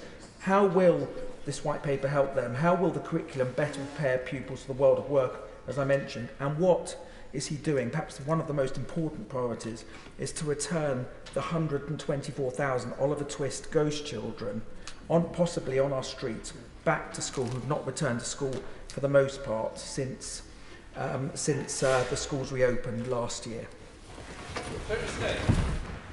I'm grateful for the Chair of the Education Select Committee. I think he raises a number of really important questions.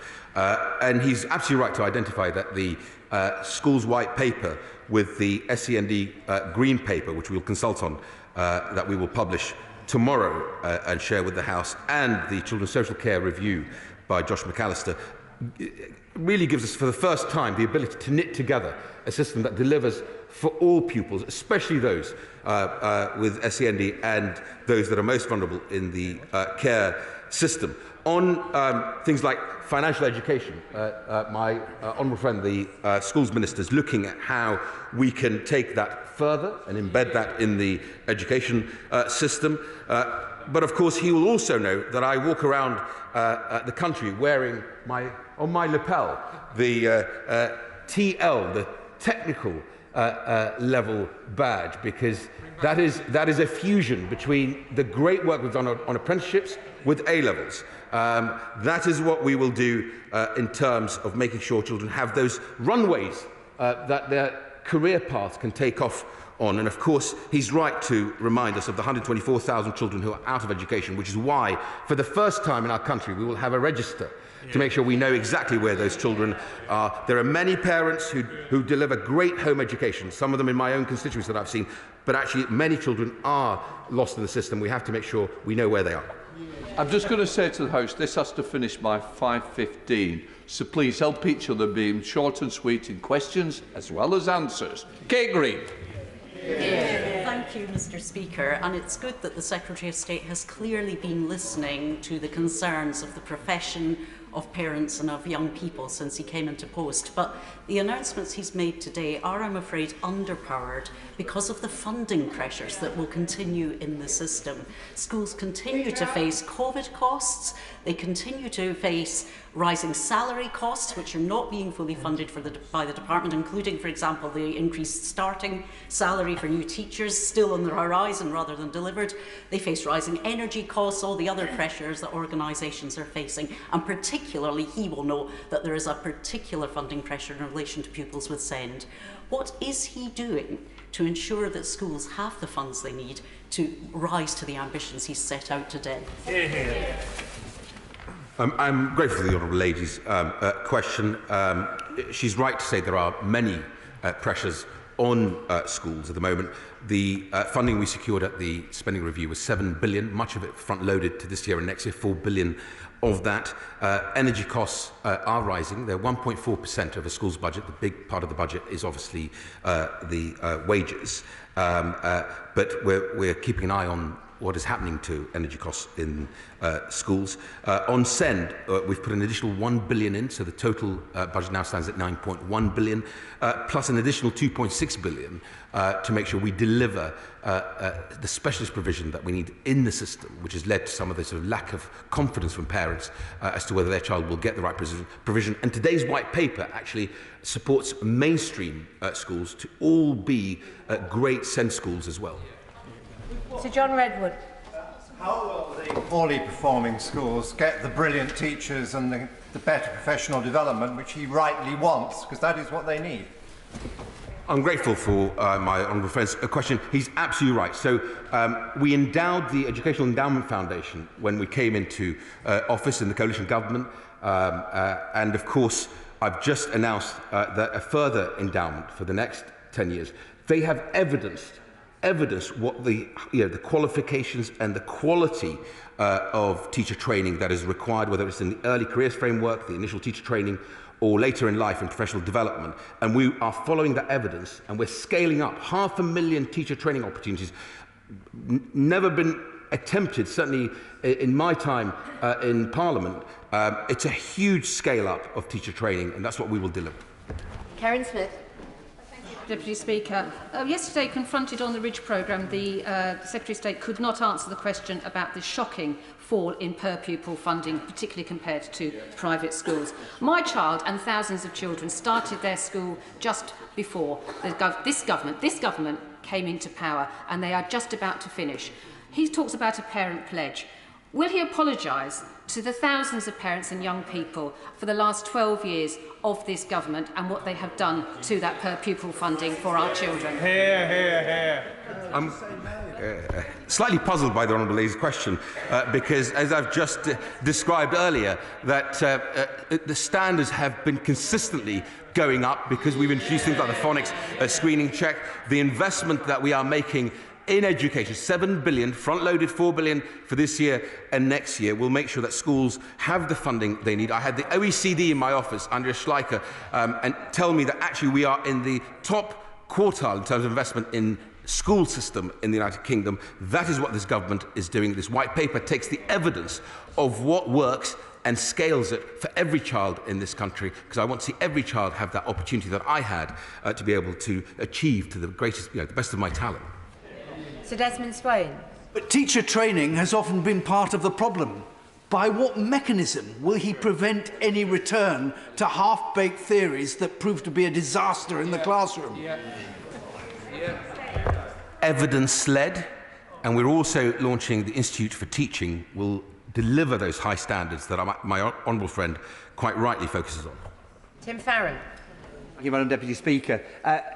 In Cumbria, we have some of the best schools in the country, but also some of the smallest. And they're small because the communities that they serve are often half empty because the homes are not lived in because they're owned by second homeowners. Would he agree with me that it's right to tax second homeowners at least twice the council tax and use that funding to make sure that rural community schools have the support they need to do the job that they're so good at? I'm grateful for my honourable friend's question. We are supporting the small rural school through the national funding formula to make sure that they have the funds that they need. Laura Trott. Thank you, Madam Deputy Speaker. I welcome the white paper and particularly the ambitions around literacy and numeracy. Can I ask that Ofsted reinforce these ambitions and they intervene in a data-led way where they're not being met? I'm grateful to my honourable friend's question. Ofsted's framework in 2019 actually has in many ways helped schools to focus on literacy and numeracy, but also to have that knowledge-rich curriculum. And this white paper doesn't actually deviate from that. It's that working in lockstep with our colleagues in Ofsted to make sure that we deliver the highest quality outcomes for children. If you focus on outcomes, you won't get this wrong. Janet Davey. Thank you, Madam Deputy Speaker. Madam Deputy Speaker, I'm not convinced that the government is listening. The government does not have the support from the National Association of Head Teachers, Association of School and College Heads, National Education Union for this white paper. If he is really listening, what head teachers tell me is that they need classroom support teachers that have so drastically been cut over the years by this Tory government. I thank the Honourable Lady for her question. I would just remind her that teaching assistants are now at 217,000 teaching assistants in the classrooms, a 6,000 increase since 2010. I speak to ASCL and the other unions and share the evidence and share our work in the white paper, and they've certainly been engaging with us. The Educational Endowment Foundation that does the evidence that I just spoke about in other areas also have a really excellent review at how best to use teaching assistants, and I think every school should look at that review. Steve Bryan. On Friday I had the latest session with Hampshire County Council, and we go through every school in my constituency, and the Secretary of State will be pleased to know that every single one is good or outstanding, and the last one will be there very soon. But I'm concerned about access to CAM services. If children are not in the right place mentally, they can't learn educationally. But I'm also concerned about small rural primaries. And I think the heads in my constituency of those schools will take some convincing that being part of a larger multi-academy trust is the answer to their problems. So given what it says in the white paper about all children being in academies, can the Secretary of State convince me why the evidence says that is the answer? I'm grateful for my honourable friend. He has a number of questions. I'll try and unpack them. We'll be saying more on, obviously, our work with the Department of Health in the Send Green Paper tomorrow. Suffice to say that, actually, again, local evidence and a dashboard and that transparency will lead to much better outcomes for families and for children. On rural primaries, he's absolutely right to say that I have similar high-performing rural primaries, and my message to them is they do an excellent job. If they feel like they want to get together with other rural primaries, then we will support them in setting up a multi-academy trust. Or, of course, where local authorities think they do a great job in supporting their schools, they can set up a trust. So what I'm trying to do with the white paper is make sure we take everyone with us on this journey, because ultimately, if we all remember why we are in this for, and that is to deliver better outcomes for every child in the place, at the right time for every child, then we would do the right thing. I just need to reiterate that we need one question so that the Secretary of State doesn't have to answer a number, and the questions do need to be brief, not with long statements beforehand. Barry Shearman will lead the way in how to do that. Madam Deputy Speaker, thank you for those kind words.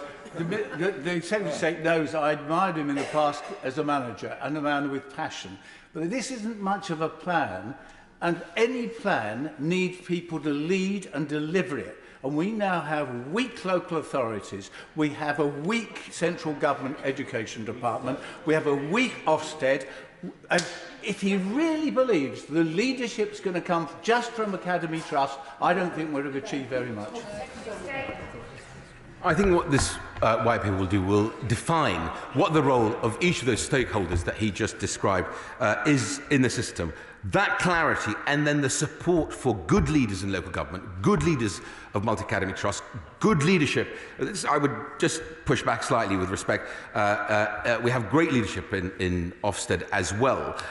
We will deliver for those children that we all wanted to see, as I know he does deliver for. Mrs. Maria Miller. Can I welcome the white paper and the real focus of my right honourable friend on excellence in our schools. But we can only deliver world-class numeracy and literacy if schools are safe places to learn. And the government's own inquiry last year pointed out that every school should assume their students experience sexual harassment and online abuse at school. So will my right honourable friend include as central to his plans the culture in our schools and the rollout of relationship and sex education? She's absolutely right to highlight this issue. I was in the department when we rolled out the relationship education in the curriculum, and of course relationship and sex education in the curriculum, teaching young people what healthy relationships are like, and of course identifying, knowing unhealthy, abusive behaviour as well. It's a priority for me. It's in the white paper under paragraph 80 as well. Dame Diana Johnson. Thank you, Madam Deputy Speaker.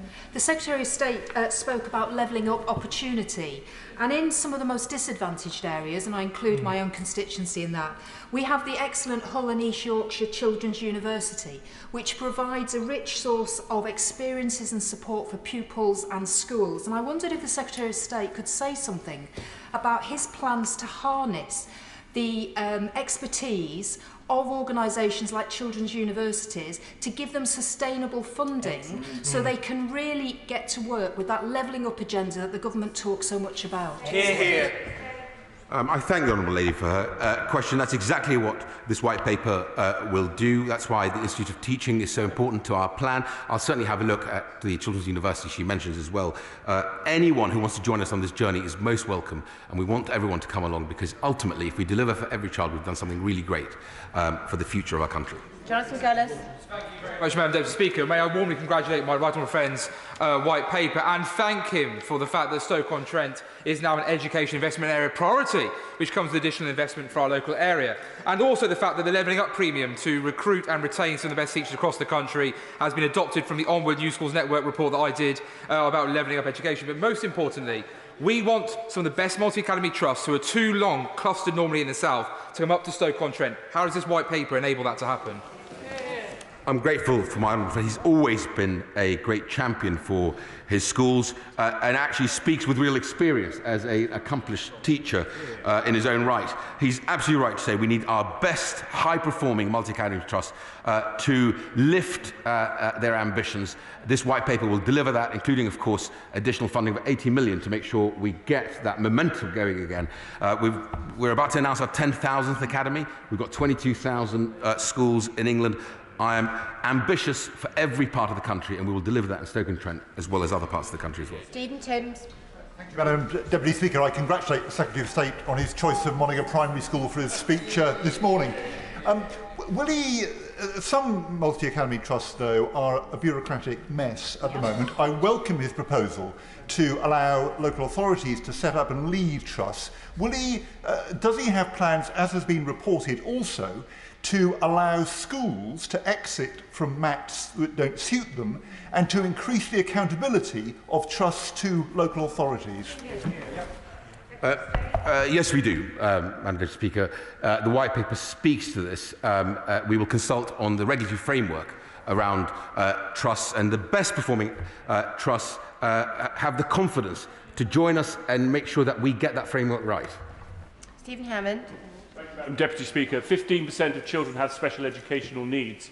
Could my right honourable friend set out how he intends to ensure that any conclusions and reforms from the SEND review are aligned and implemented alongside this white paper?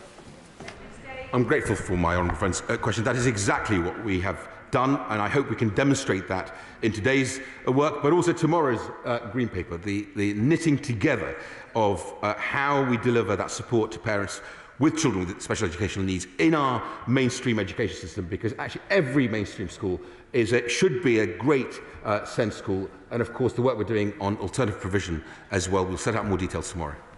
Nira Wilson. Thank you, Madam Deputy Speaker.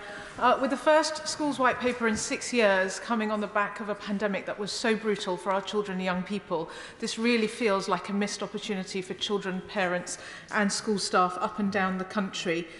Where is the ambition in this? Where is this is a unique opportunity to broaden the offer in terms of academic achievement, broader life skills that parents and employers want, as well as well-being. Has the Secretary of State had his hands tied by a Chancellor who's more focused on his own ambitions than the ambitions of our children and young people? Very good. I'm slightly surprised, the Honourable Lady, because I did brief her personally on the details of the White Paper. But nevertheless, if she reads the White Paper, she'll see that we're ambitious for a knowledge-rich curriculum. We also have made it very clear in the White Paper that we will have a strategy for everything, from sport to music to culture, because it is that evidence of everything from extracurricular activities to pastoral care and behaviour that makes the real difference in the high-performing families of school, which I want to see in every part of the country. Nick Fletcher. Mr. Speaker, this is great news for the young people of our country. And Madam Deputy Speaker, it's specifically good news for the people of Doncaster, as Doncaster is now a priority education investment area. And this will give my young constituents the boost they need to level up their opportunities. My only concern is with the welcome again, 500,000 teacher training opportunities. Will this not result in more teacher training days and therefore result in more days out of school for our young learners? No. Ian Mearns. Very grateful, Madam Deputy Speaker, and as a member of the Education Select Committee for just short of 12 years, I have to say that some evidence-led policy would be a welcome departure for this government. But on teacher recruitment and retention, there is a bit in the White Paper on aims to improve the workforce, but not on the how and the what with. There's no involvement for teaching universities in the Institute of Teaching. And with recruitment and retention continuing to pose enormous challenges for many schools, particularly in disadvantaged areas, the White Paper seems to pay scant attention on how schools in disadvantaged areas will be able to recruit and then retain specialist teachers in, say, for instance, maths or physics. I'm grateful for the honourable friend's question. We are making sure that those teachers, especially in those areas that are education investment areas, in subjects like maths and physics, actually have that incentive, £3,000 tax-free. Many of them will want to go to those areas if they feel they have the support in place. And that's why we want that strong family of schools working together in a high-performing multi-academy trust to offer that support that we saw so visibly during the pandemic. Catherine Fletcher. May I thank the Secretary of State for the focus on outcomes, which is so important for the children of South Ribble. 3 of South Ribble's primary schools have joined with 2 primary schools in South Ribble Borough to form an Axia, Axia Learning Alliance, which is a cooperative trust. Now, I confess I know very little about those, so is the Secretary of State and his ministers going to be considering this as part of his future proposals? I'm grateful for my honourable friend's question. It is through that family of schools, the multi-academy trusts that are tightly managed and high-performing, that we think we can deliver the greatest outcomes for children. I would happily look at what her schools are doing in their area, but it is that strongly held together, really well managed, sharing evidence that delivers the outcomes. His white paper says it marks the start of a journey. Quite why it's taken 12 years to start a journey to raise standards will be beyond the understanding of most parents, staff and children. If he wants to learn from the evidence of successful and sustained improvement in schools, will he apply the lessons of collaboration and support from a London challenge, which transformed education standards in the capital and didn't involve a name change on the badge above the door?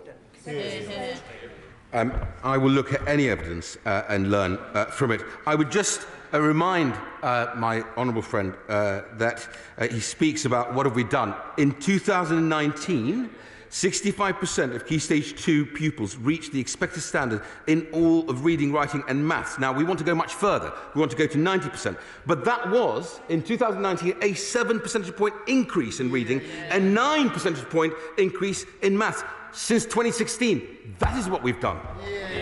Martin Vickers. Madam Deputy Speaker, I welcome my right honourable friend's statement, and particularly welcome the focus on multi-academy trusts, of which we have some very successful ones in northern Lincolnshire. But education, like the rest of the public sector, find it very difficult to attract the best quality professionals to that part of the country. Could my right honourable friend give an assurance that there will be some focus on that, and he will work with the schools and the councils to achieve that?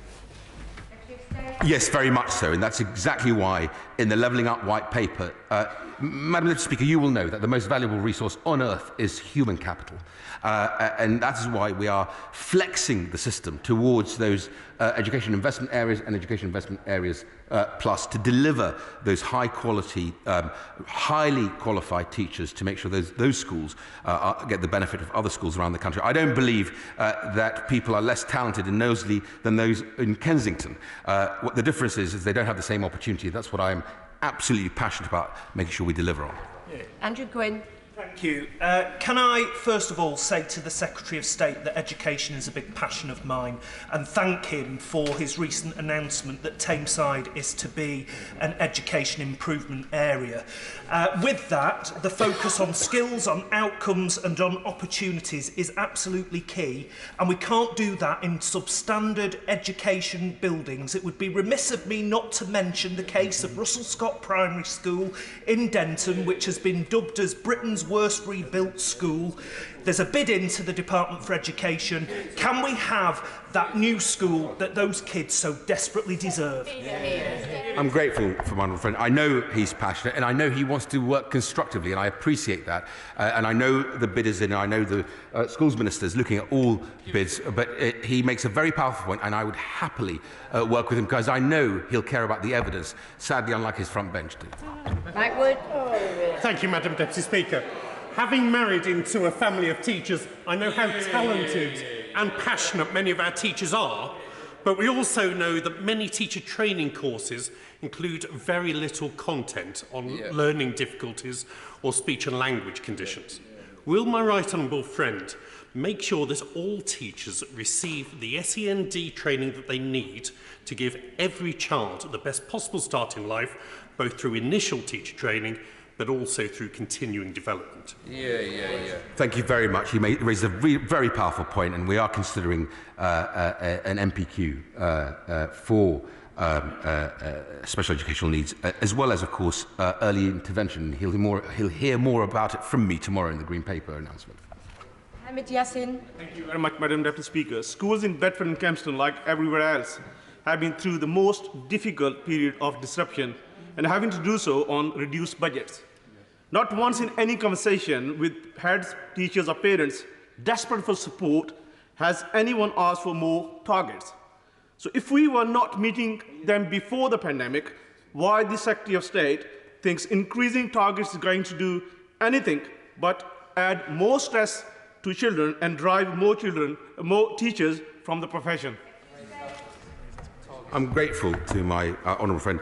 I hope he was listening when I spoke about England rising up the league tables, international league tables around the world. That's because we're so focused on making sure we back our teachers, we train them well, and of course then we target that effort, including on the such a successful programme as the phonics screening check. I disagree with him respectfully. We do need targets, hence why the primary target of 90% in maths and English is important, and the GCSE average target going up from 4.5 to 5 is so important. Thank you, Madam Speaker. The Secretaries of State and I both have excellent Warwickshire grammar schools in our constituencies. Could you say a little about the role of grammars in raising standards? Grateful to my honourable friend and neighbour. I have 3 grammar schools in my constituency, all high performing, and the DNA of grammar schools is what we want to make sure we spread across the system. There are 165 grammar schools out of an education system of 22,000. Many of them have already joined and are leading multi-academy trust. There's high-performing, strong multi-academy trust. I want more of them to do the same, and they will join us on this journey. Thank you. I'm concerned the Secretary of State may be underestimating the damage that's been done to some children caused by the isolation during the pandemic. That's certainly what I'm hearing from schools in Cambridge. And we know that that can be addressed through more interventions and more resources. But in a county like Cambridgeshire, which remains one of the most poorly funded in the country, is there anything in this white paper to address that?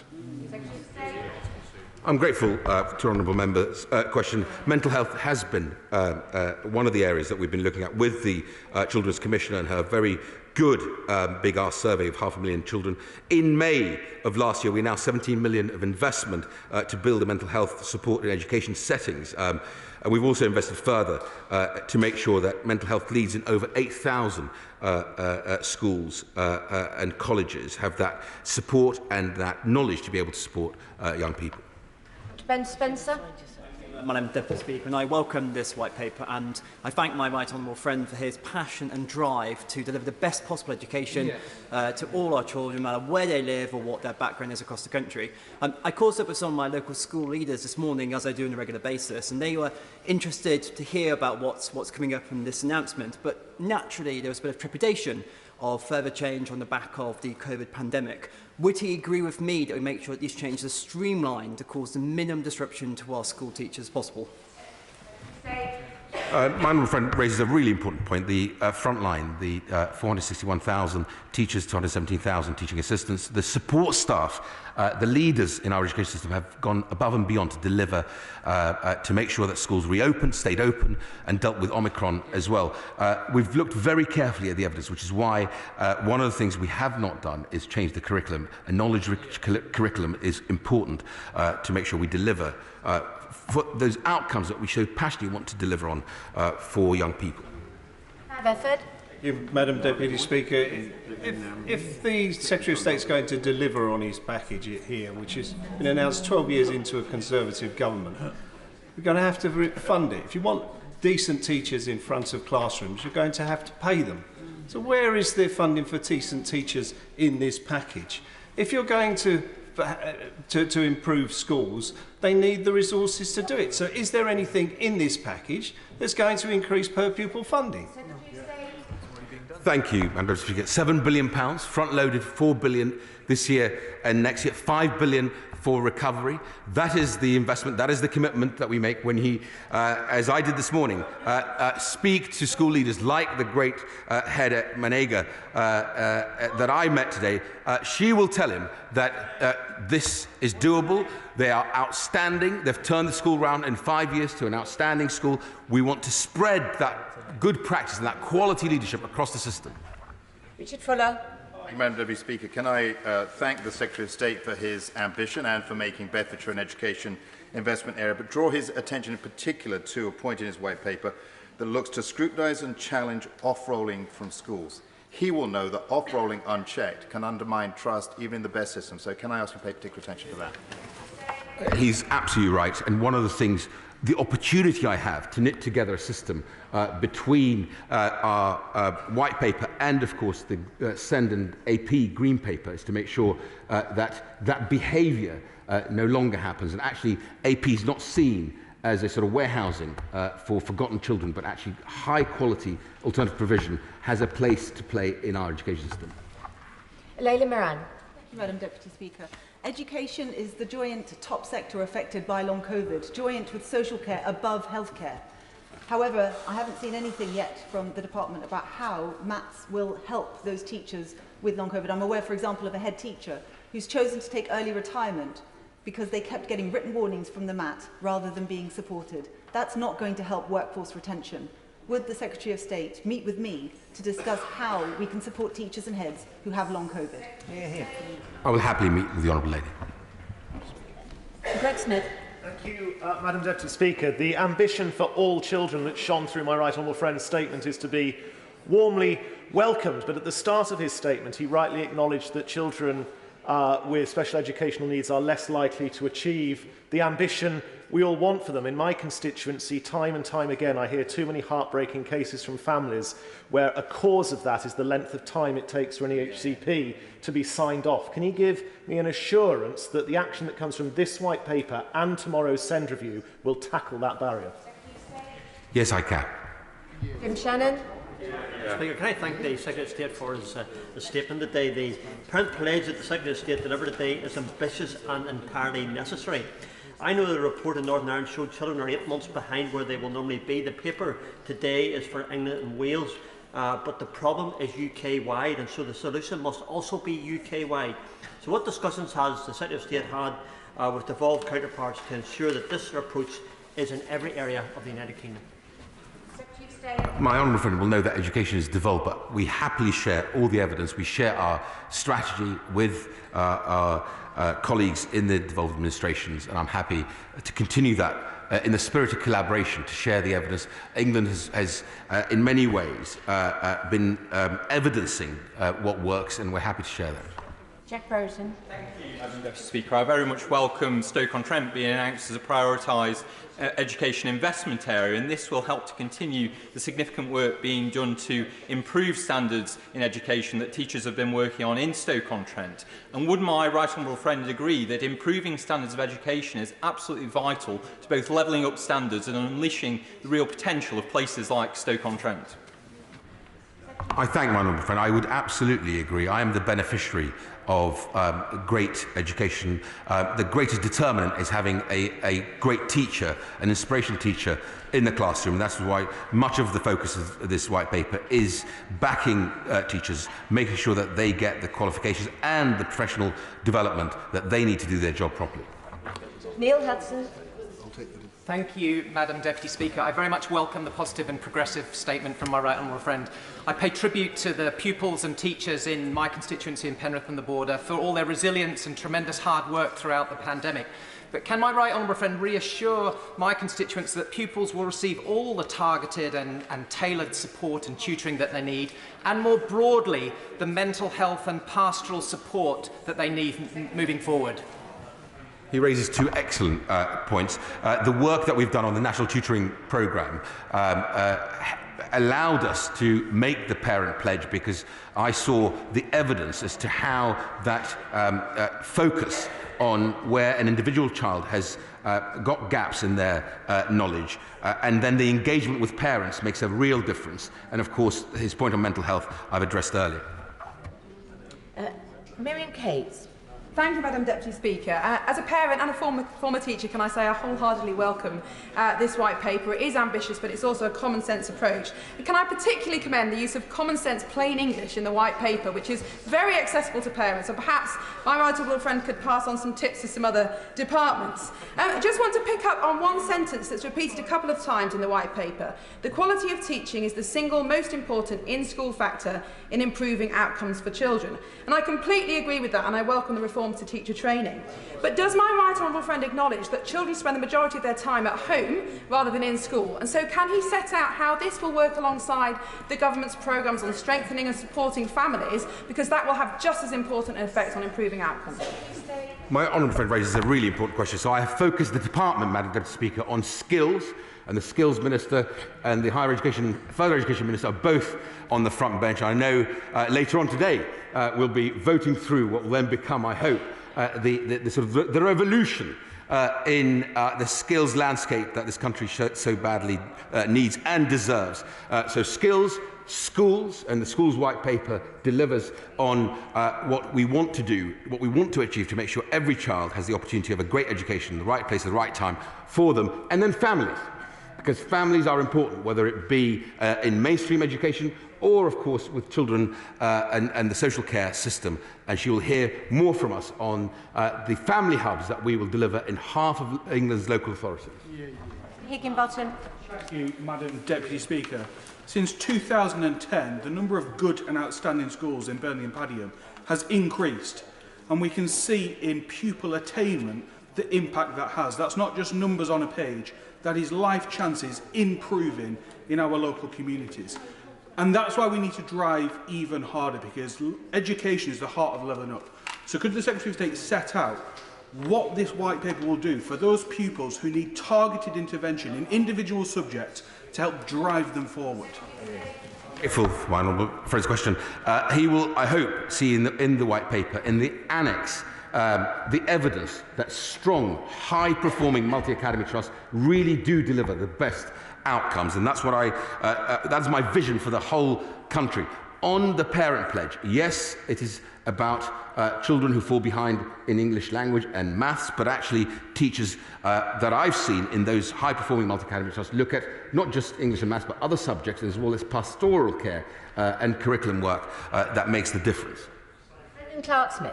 Thank you, Madam Deputy Speaker. Can I thank the Secretary of State for his excellent statement today? We also endorse the words of my right honourable friend, the Chairman of the Select Committee, on the importance of oracy skills in schools, and I went to see an excellent initiative in my own constituency at Silby Park Academy in Burcote. So, coupled with the government's commitment to get 90% of primary school children up to the reading, writing and maths standards by 2030, does my right honourable friend agree with me that driving up these standards in primary schools not only improves outcomes there, but also throughout a child and a young person's entire educational journey and then beyond? The wise words of a teacher and a great head teacher. I thank the Education Secretary for his statement, and we now have Foreign Secretary statement. Foreign Secretary Liz Truss.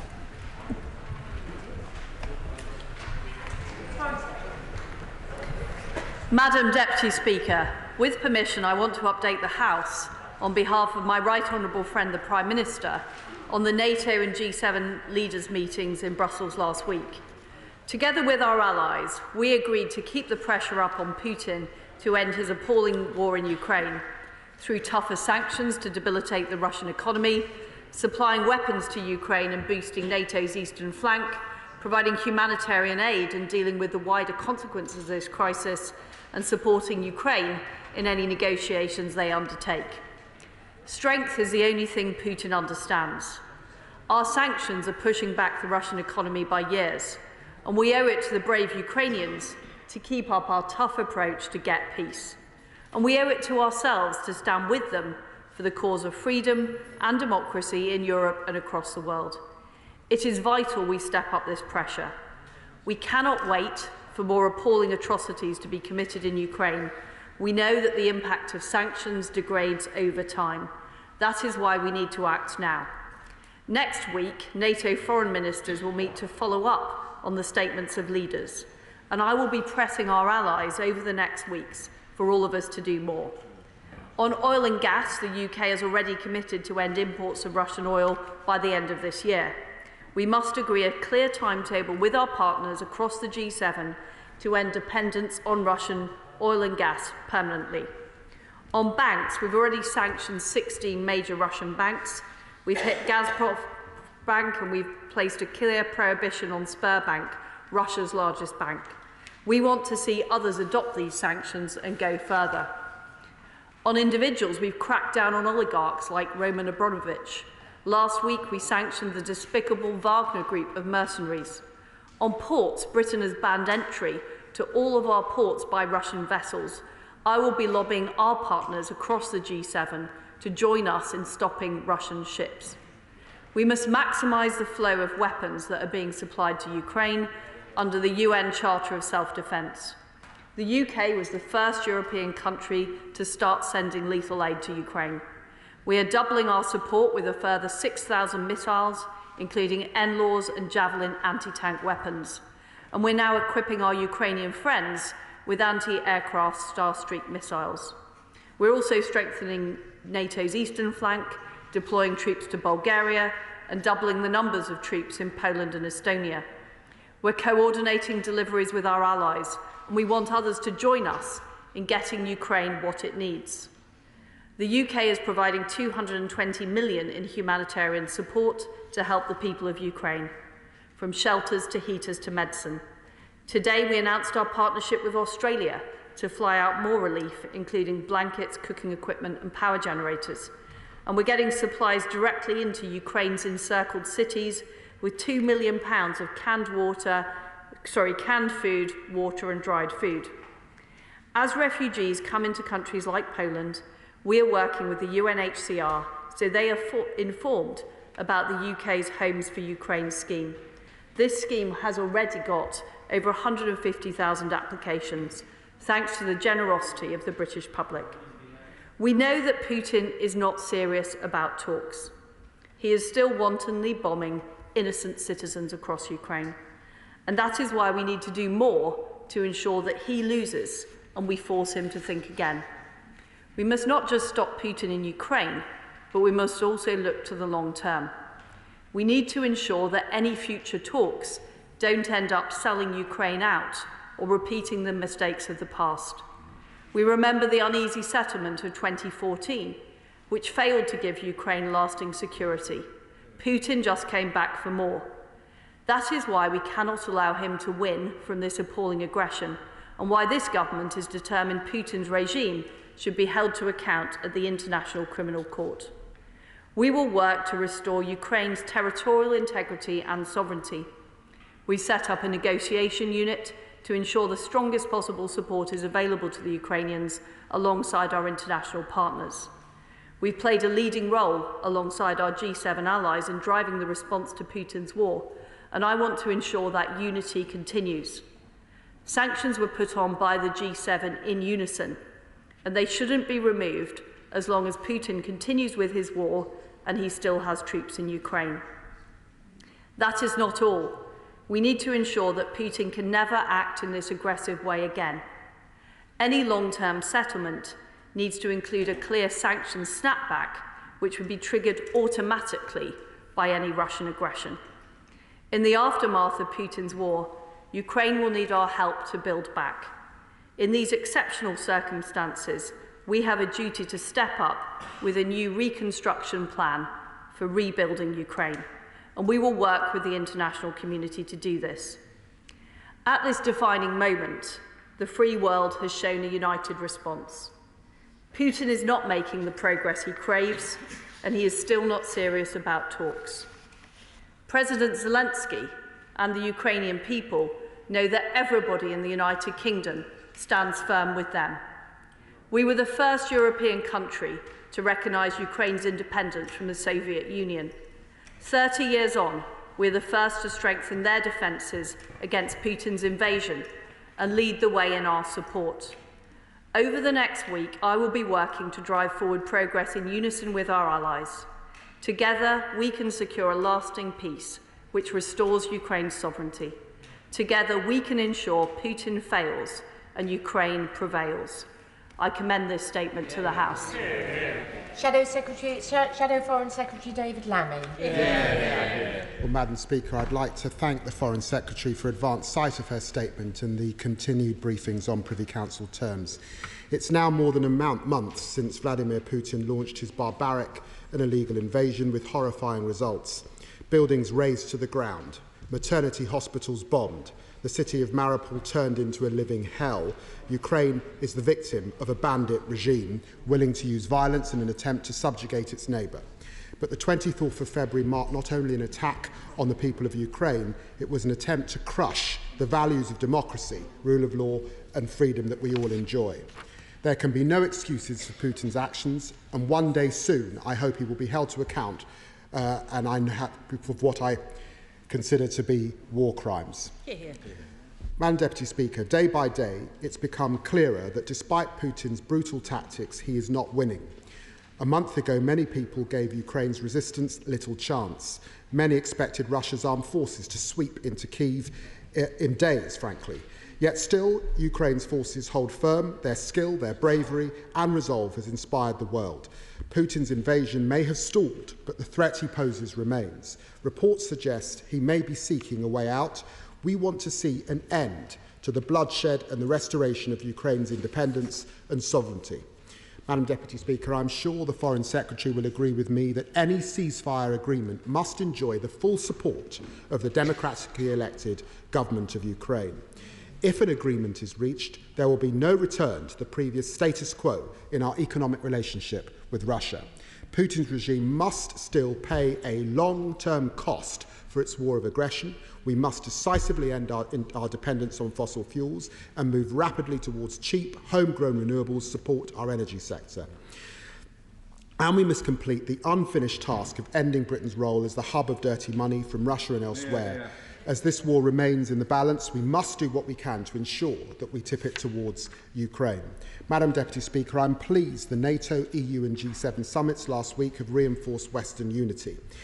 It is right that NATO has agreed to bolster the eastern flank with the approval of 4 additional battle groups, and I welcome the commitment to increase and strengthen capabilities, as well as cybersecurity assistance, financial and humanitarian aid. But can I ask the Foreign Secretary the scale of the UK's contribution? Last week's commitment shows NATO's long-term strategy is quickly evolving. Other European allies who are reviewing defence spending are boosting their armed services. I was in Berlin last week, where our colleagues in Germany have committed to a historic investment in defence. Finland, Sweden and Denmark all announcing reviews or extra resources for the defence. Does the Foreign Secretary really believe it's right at this time for the UK to cut the army by 10,000 in the next few years? If not, will she act on Labour's call to halt these cuts? It's time too for Britain to return to the table when it comes to European security. Will the Foreign Secretary tell the Prime Minister to stop picking petty squabbles with our neighbours on the continent and instead deepen security cooperation that will keep us all safe? Madam Deputy Speaker, last week G7 leaders, EU leaders focused on closing loopholes on existing sanctions rather than imposing new measures.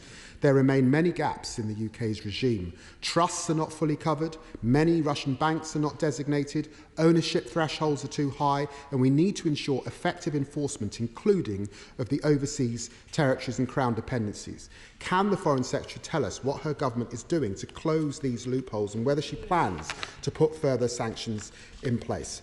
Madam Deputy Speaker, a month on from this illegal invasion, the world has changed. The unity across this House, this country and across the international community must endure. But the next few days and weeks will be crucial, and we send all our support to the people of Ukraine. As this war enters a new phase, we must all adapt and hold our nerves. Through the darkness of terror and destruction, Zelensky's democratic government remains in control against all the odds. Bravery is shining through. Foreign Secretary. Well, the honourable gentleman is absolutely right. This is about the future of freedom and democracy. It's about the future of European security. And the Ukrainians and President Zelensky are fighting bravely, and they are fighting not just for their own future, but they're also fighting for all of our futures, and they deserve all of the help that we can give them, both the humanitarian support, the support in terms of lethal aid, and of course the moral and diplomatic support that we are providing. He's also right to say that Putin must not gain from this appalling aggression. There will be no letting up on sanctions. We want to see sanctions tightening, and Putin will pay the cost. He will be held to account in the International Criminal Court. We are working with our allies to collect evidence, and of course we need to make sure that Ukraine is rebuilt and the appalling devastation that the people of Ukraine has experienced is rebuilt following this appalling war. And he's also right that we do want to see sanctions increase. In the case of banks, the UK has put on the most bank sanctions of any of our allies. We want to see our allies follow suit, and we want to do more in terms of completely de-swifting the Russian economy, in terms of tackling banks like Sberbank, which are of strategic importance. We also sanction more oligarchs now and other entities than either the EU or the US. And we want to do more, we will do more, and we want to see our partners do more. But the most crucial thing of all is cutting off the supply of finance that is provided from oil and gas. That is what will completely debilitate the Putin regime. That is why we want to see a very clear timetable agreed with the G7 to completely end dependence on Russian oil and gas. And we must never go back there. We must never be in a position where we are dependent on an authoritarian regime for core parts of our economic survival. That is absolutely vital. And we do have an opportunity with next week's NATO summit, next week's grouping, to be able to move forward on those plans. And I would encourage all of our allies to work with us on this, because it is the only thing Putin will understand is tougher sanctions as well as more defensive aid. We have boosted our defence spending. We continue in talks with our NATO allies about boosting the eastern flank. And the UK is also leading with the Joint Expeditionary Force, working with our allies around Europe. I talk to my European counterparts all the time. We are committed to boosting European security and working with our friends right across the EU. John Barron. Thank you, Madam Deputy Speaker. Perhaps for too long, the West has, in a way, harvested the peace dividend. But there's no doubt now that we have entered a new era for the battle for democracy globally. May I urge my right honourable friend to do what she can within government, not only to make for a sustained and substantial increase in defence spending, but also to ensure that actually our soft power capabilities are also adequately resourced, for the very simple reason that George war should always be preferable to war, and we need to make sure it's sufficiently resourced, as I say. Well, my honourable friend makes a good point about the peace dividend. The reality is that right across the West, not enough was spent on defence. Meanwhile, the Russians were building up their armed forces, they were building up their military capability, and they were also building up their disinformation efforts as well. And one of the things I have done is re-established an information unit in the Foreign Office to tackle Russian disinformation, and we are working to get that information into Russia so that the people of Russia have a clear view about what is going on, not the propaganda from their government. And we're also working on expanding our soft power as well, whether it's through the BBC or other outlets, to get the truth across to the people of Russia. And as to his other point, I'm sure it's an issue that he will be raising with the Chancellor at Treasury Questions very soon. SNP spokesperson Alan Smith. Thank you, Madam Deputy Speaker. I'm also grateful for advance sight of the statement, and would also commend the Foreign Secretary on the very open approach that she's taken to briefing parties across the House on this crucial issue. The SNP stands part of the international coalition to defend Ukraine and defend international law, so I do welcome the coordination across the EU, G7 and NATO as well. We support the provision of arms and the further provision of arms to Ukraine, We support particularly the establishment of the negotiations unit to help the Ukrainians negotiate properly. I share her scepticism about President Putin's good faith, but let's remember every single Cold War dispute did end with a negotiated outcome of some sort. So that we do need to keep up that support. I'd also very strongly welcome the support for accountability for war crimes, which we do need to think towards the peace at the end of the war. On sanctions, I'm glad to see that this is ramping up. Can she confirm to the House that the intention is to mirror across the G7 and the EU, one person or bank being sanctioned in one territory is going to be mirrored in other territories, and when will that be achieved? I appreciate there's different legal backgrounds that we're all coming from on this, but I think it is important that we set a timescale to matching each other's sanctions. On refugees, this is where there is a considerable difference between the SNP and the government on this. We would have far rather seen the UK mirror the EU's approach by waiving visas for 3 years. We think that would have been generous and proportionate. That was not the case. So I welcome the fact that the Homes for Ukraine scheme has had 150,000 applications. But I think the far more meaningful statistic is how many of them have actually been fulfilled. Can she tell us that? And if she can't tell us that, then I think we need to do a little bit less self-congratulating about the Homes for Ukraine scheme. And I do say that constructively. Does she share my concern that the Home Office needs a lot more resource to process these applications properly? And can she confirm that that discussion is underway? I'd also, on a more general point, to close, Madam Deputy Speaker, would she agree that the integrated review is now rather badly out of date? And would she give us any indication on thinking within government about updating and refreshing it? Because it strikes me that needs to be done rather urgently. Thank you. So first of all, on sanctions, I think it's worth saying that we are aligned with our allies on key areas of sanctions already, including banning Russian state and private companies from capital markets, in terms of also areas like stopping the Russian government from raising sovereign debt.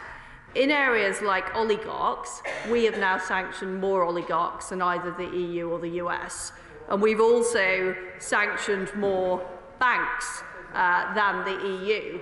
So what we want to achieve next week is we want to see a levelling up across all of the sanction areas. Some of that will mean other countries following what the UK has already done. So, for example, we've banned vessels from Russian vessels from UK ports, which I remember discussing a few weeks with the honourable gentleman. And then we all need to go further.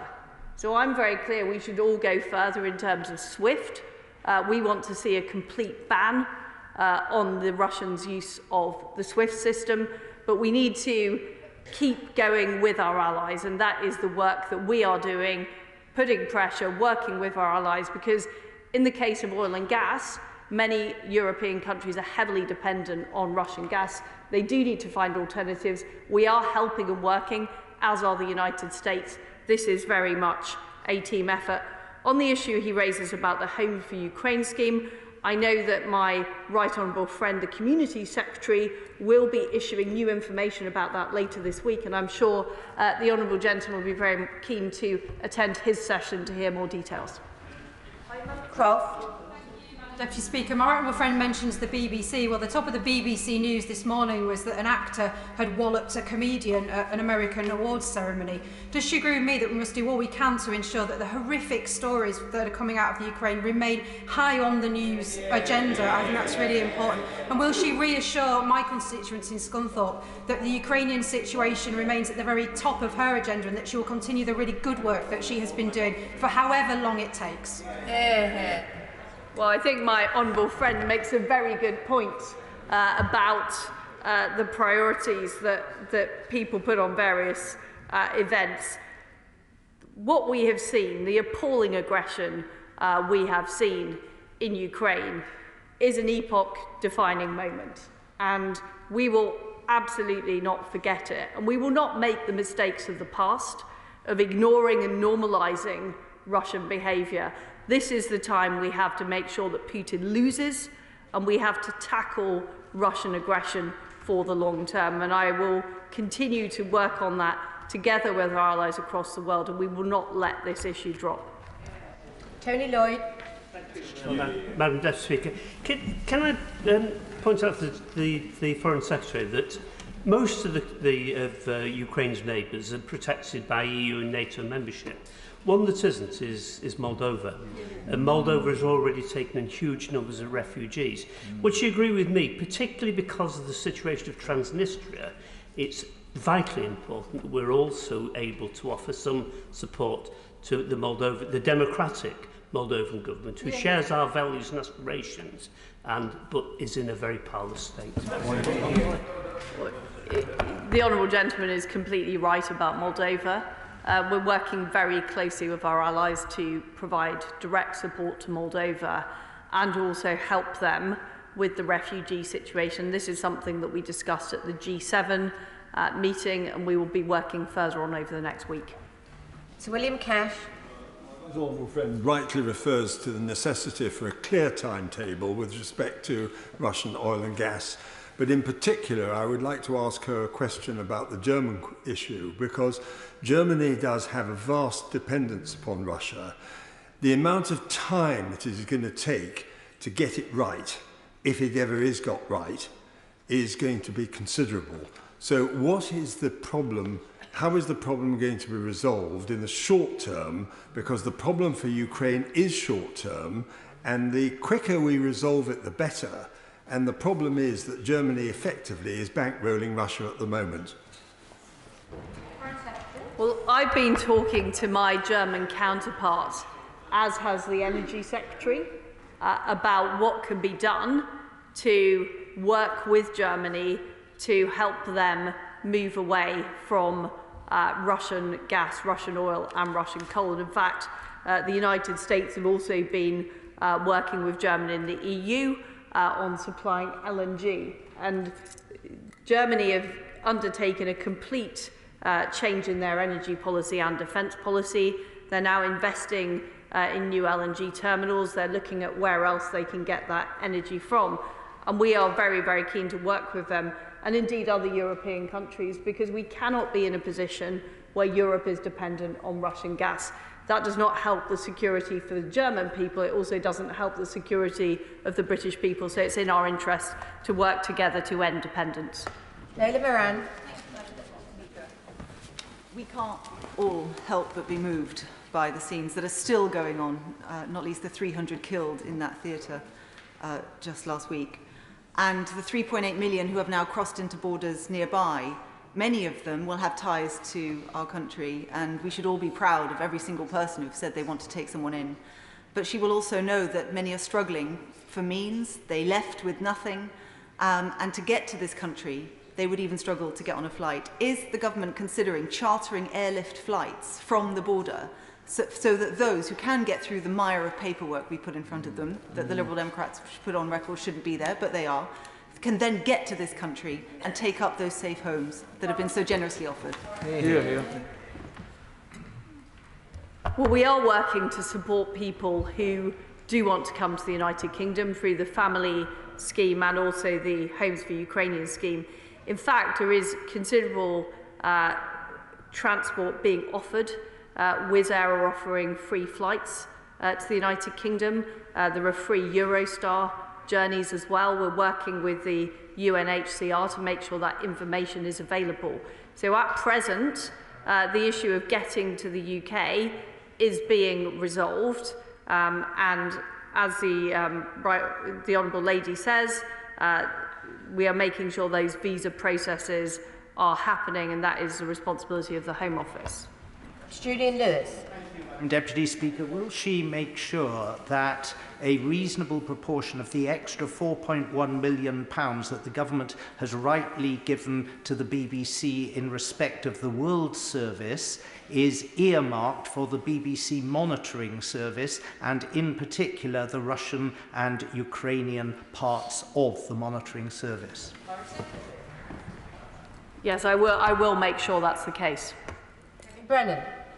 Thank you, Madam Deputy Speaker. I'm afraid the system isn't humane that she's outlined. My constituent's mother-in-law is in Dublin, just an hour, less than an hour's flight from Cardiff, and can't come to stay with her family in Cardiff because they're on a global talent visa for the next 2 years and therefore don't qualify for the family scheme. And they're being told to apply under the Homes for Ukraine scheme, which is ludicrous since they're in rented temporary accommodation whilst they're here. Can she have a word with her ministerial colleagues in the Home Office to stop this nonsense and allow people in on what every member of this House, if they were the constituency MP, would say the same as me? It's absolutely ludicrous, and can they do something about it? Well, I'll certainly happily take forward the honourable gentleman's case with the Home Secretary. Mandel. Deputy Speaker, can the Foreign Secretary say a little bit more about the humanitarian aid? Because, as she's aware, many volunteers, such as those at the Ukrainian chapel in my constituency, have effectively stood back from the enormous efforts that they were making in trying to get necessities to Ukraine and the countries surrounding it. And I'm sure they'll want to be reassured that the humanitarian effort by the government and indeed by the Disasters Emergency Committee is actually delivering what they would want it to do. Well, I can tell my honourable friend that the DEC appeal has now raised over £200 million and that we are deploying our aid into Ukraine. I've talked about the work we're doing with the Australians. We are supplying food into the encircled cities as well. I think the biggest challenge is some of those cities, so it's actually a security challenge getting the aid into the cities. We certainly are well funded for the work we're doing, and in fact the Ukrainian government themselves are doing a lot of the logistical support into Ukraine of making sure the supplies get there. But the issue really is about the security, and we have pushed very hard for genuine humanitarian corridors to be set up. I'm afraid to say the Russians have not properly done that, and it is dangerous in some cases getting those supplies in. So certainly constituents can be reassured that we have the funding, we have the supplies. The key thing that we are working on with the international agencies is actually making sure it safely reaches its destination. That is the issue we face. Caroline Lucas. Thank you very much, Madam Deputy Speaker. Last week in an FCDO press release, the Foreign Secretary said that Russian intelligence services have targeted UK national infrastructure in what she called a calculated and dangerous hacking campaign, and that Putin is sowing division and confusion among allies. So when she rightly says in that same press release that she will not tolerate it, can she reassure the House that she is urging the Prime Minister and the Cabinet to open an investigation into the Intelligence and Security Committee's Russia report on Kremlin-linked influence in the UK? Will she admit that it's just simply not helpful that this report still hasn't been investigated? Well, we have had this question before, Madam Deputy Speaker, and we have followed through on the recommendations of the report and making sure United Kingdom infrastructure is protected. Madam Deputy Speaker, can I commend my right honourable friend and the Prime Minister on the actions that they have taken in supporting Ukraine, recognised by President Zelensky, in both humanitarian aid, in lethal aid, and in providing the most supportive scheme for families in Ukraine fleeing those horrors. But does my right honourable friend recognise that or agree that there will be a consequence on the Western world that is calculated by President Putin, and that will be higher food prices, higher energy prices, and there will be an impact on the economies in the Western world? So can I ask my right honourable friend to continue to play a coordinating role to ensure that the Western world responds in the most robust way, and that all members of the House should come together in recognising the economic impact they'll have? Well, it's certainly true that the crisis is having an impact on energy costs, on food costs here in the United Kingdom. The Chancellor announced his spring statement last week to help address some of those costs that are being faced. We also, though, have to be clear about the cost of doing nothing. The cost of doing nothing is huge. This is about European security, about the future of freedom and democracy, and what we know is the people of Ukraine are paying an incredibly high cost at the moment. The other point I wanted to make is it's not just about the Western world. There are real issues about global food security now. And one of the things that we are working on as part of our new international development strategy is making sure that we support people across the world. There will be increased demand for food. There are concerns about food supply. We are working very, very closely with our allies about how we ameliorate those effects, which obviously could have not just food security and humanitarian consequences, but also global security consequences if we don't get it right. Toby Perkins. Thank you very much indeed, Madam Deputy Speaker. The Ukrainian army, with their skill and their bravery, are showing that the Russian war machine can be stopped in its tracks. Now, the Secretary of State said a moment ago that we will learn lessons. And one of those lessons surely has to be that over 12 years, we've seen a systematic reduction in the size of the British Army. There's been a sense that this government hasn't really got an idea what it wants the British Army to do. So can we now expect a statement from the government that the current plans for further reducing the size of the British Army are going to be stopped, and that instead we're going to have a strategic approach that recognises alongside cyber, alongside the sort of terrorist threats we face, we also need to be ready to face these major state threats. And that can't be done overnight because a huge amount of skill and experience has been lost from the British Army already, and we need that investment and we need that strategic plan from the government now. Will we get a statement to say we're going to get it? Well, I would point out to the honourable gentleman that Operation Orbital, led by the United Kingdom to train up 20,000 Ukrainian troops, has actually been a very, very important part of the success of the Ukrainian forces in being able to resist. And I pay huge tribute to the bravery of the Ukrainian forces. But the UK has led on supplying that sort of support and training. And of course, we need a comprehensive offer. That's what we are doing. We are modernising our armed forces under the leadership of the Defence Secretary. But we're also supplying more direct support into the eastern flank of NATO to make sure that we are protecting European security at this vital time. Peter Bone. Thank you, Madam Deputy Speaker. Evil human trafficking gangs are now operating in the countries bordering Ukraine. They prey on young women and older girls. They promise them safe passage and a new home. What they receive is being moved hundreds of miles away and forced into prostitution.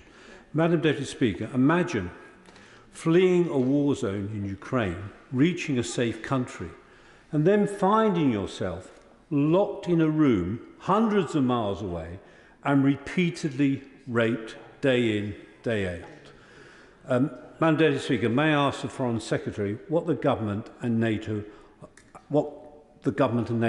are doing about this? Well, my honourable friend has a strong record of standing up against the appalling actions by human traffickers, and he is absolutely right. There is a real risk at the border and people being threatened with this, women and girls being threatened with this appalling activities. This is a core part of what our humanitarian aid is supporting, the international agencies protecting this. Of course, these activities are also subject to war crimes investigation, the appalling rape accusations we're seeing taking place in Ukrainian cities as well. And the UK is leading on prevention of violence against women and girls, tackling sexual violence as a red line in war, and we will continue to do that. Jeremy Corbyn. Thank you, Madam Deputy Speaker. The UN Secretary-General, Antonio Guterres, has just issued a very strong appeal for an urgent and immediate ceasefire. What is the British government doing to support his call before there is more bombing, more deaths, more people driven into refugee status elsewhere? And could the UN be the medium for bringing about a longer-term peace conference which will bring about some degree, hopefully a real degree, of peace and security for people in the area? And would she also say something about the very brave peace activists in Russia who have risked a great deal in order to speak out against this war? Of course, we completely support a UN call for the ceasefire, and we have worked at the UN General Assembly to secure the votes of 140 countries against Russia's appalling aggressive action. And this is down to Putin and the Russian government, who have pursued this aggression against an innocent nation who had done absolutely nothing to provoke this aggression. And I do applaud those in Russia who are prepared to stand up against the government and who are prepared to protest against this appalling war. Ultimately, it is for the Russian government to stop their appalling aggression in Ukraine and withdraw the troops. That has to be the precursor to any peaceful resolution of this crisis. Deputy Speaker, we've seen the incredible determination and bravery of Ukrainian forces defending their territory with many weapons sourced from the UK, and I'm delighted with the announcement that we're going to send 6,000 more missiles. To defend Ukraine's airspace is absolutely crucial, and we hear pleas from Ukraine every day. So I'm delighted about the Star Streak,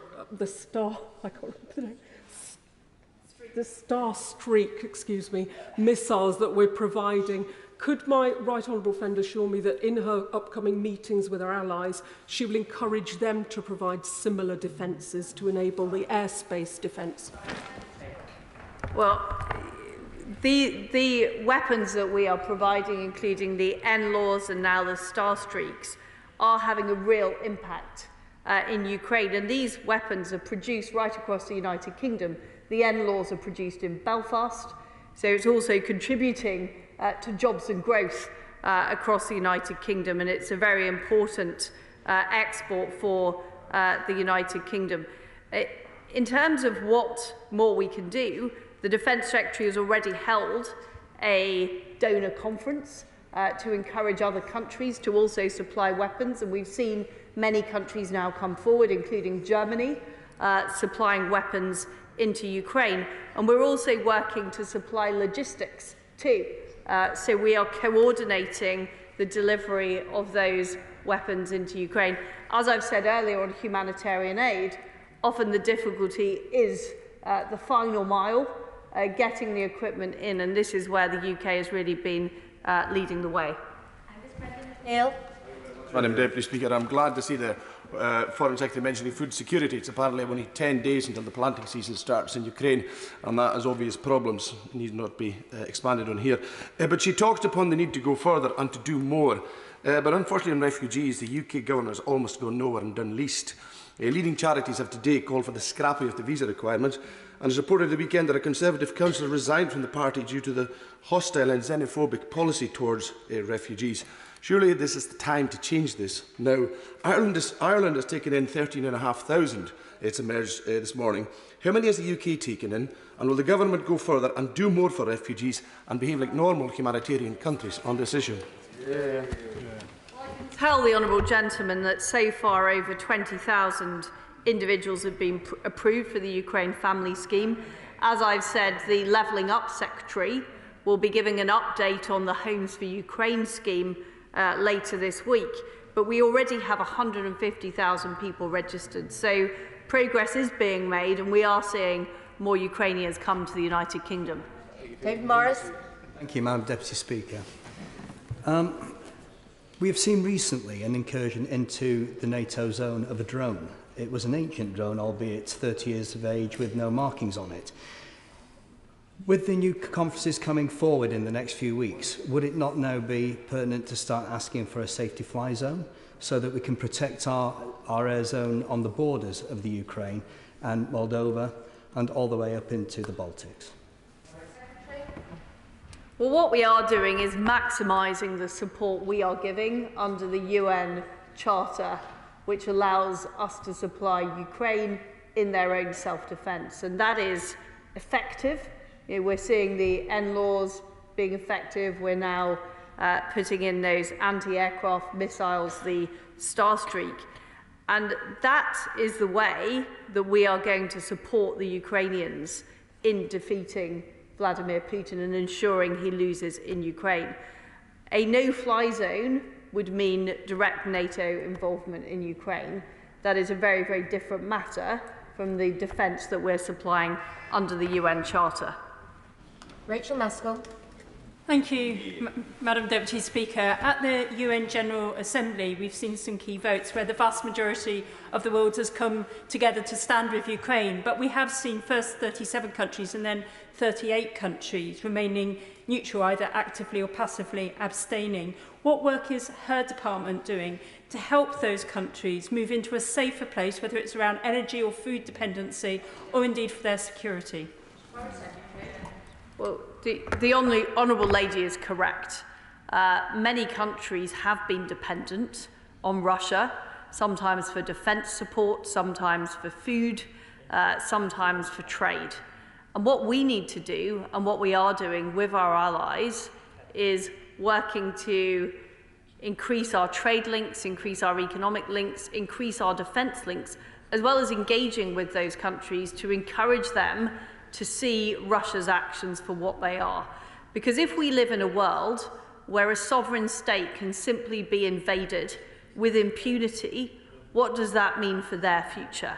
That's the point we are putting to all of these countries. But at the same time, we do recognise there are genuine dependencies. So we have to help those countries find alternative sources of trade or food or indeed defence support to encourage them not to side with Russia. Mike Wood. Thank you, Madam Deputy Speaker. And further to the question asked by the honourable gentleman, the member for Rochdale, can my right honourable friend update the House on what conversation she had with our G7 and NATO allies when she and the Prime Minister visited Brussels regarding what we can do to bolster other vulnerable countries in the region, such as Moldova? So we had thorough discussions with our NATO allies, with our G7 allies, on how we can help Moldova, both in terms of direct humanitarian support, support with refugees, but also defensive support to Moldova. And what we have seen is Putin's ambitions are not just about Ukraine, it is about creating a greater Russia. And that threat is, of course, very, very severe in Ukraine, but it is not limited to Ukraine. And as well as bolstering Ukraine and its defences, we want to help countries like Moldova as well. Tim Farron. Deputy Speaker, the Foreign Secretary made an excellent point earlier about food security and indeed the prospect of this evil invasion of Ukraine impacting upon a global humanitarian situation, but also affecting us domestically when it comes to food supply. Would you consider two urgent actions in that case? Isn't now the right time for us to restore the amount of aid we give to 0.7% of GDP? And isn't it also right to halt the very foolish progressive reduction in the basic payment scheme for our farmers so we maintain our ability to feed ourselves? Tree. Well, I think there are many things we can do to improve food supply. I'm certainly seeing what we can do through our aid budget, and we're looking at our aid strategy at the moment. I completely agree with him that this is a real issue, and this is recognised by our friends globally as being a real issue, and we're working on it together. But we also need to look at what we can do to support countries on areas like trade. Increasing trade with like-minded countries is another way of making sure that food supplies are able to flow, and that is something we're also looking at. Matt Weston. Thank you, Madam Deputy Speaker. Can I place on record my thanks to the people of Warwick and Leamington for a phenomenal response to this crisis, in particular to members of the Polish community and David Kozlowski, who has actually set up a warehouse 1.5 times the size of this chamber for all the contributions that they've been receiving. Can I ask specifically to the Secretary of State, when it comes to humanitarian aid, can she just elaborate more on the point raised by the Honourable Member for Dumfriesshire about the humanitarian aid going from the UK to not just into Ukraine, but also into neighbouring countries, and how that is being channelled? Foreign Secretary. The humanitarian aid is going both directly into Ukraine and some of that is being delivered by UN agency, by International Red Cross. Some of it is being delivered by the Ukrainian government themselves. In terms of the aid that's supporting in neighbouring countries, we are working through the UN, but we're also working directly with the government of Poland and other neighbouring governments who have an effective system of being able to deliver that aid. So a lot of the aid we are putting in is going to those governments so that they can distribute it. And we're also acting as a deliverer of logistics for third-party governments. So, for example, the Australians have contributed donations. We are then doing the logistics to get that Australian aid into the neighbouring nations, but also directly into Ukraine. Liz Saville-Roberts. My constituent Gareth Roberts is presently in Prague with his Ukrainian wife Natalia and her daughter and granddaughter awaiting news of their family visa application. Like many others caught up in this Kafkaesque dystopia of excessive bureaucracy and insufficient capacity, they are beginning to run out of funds.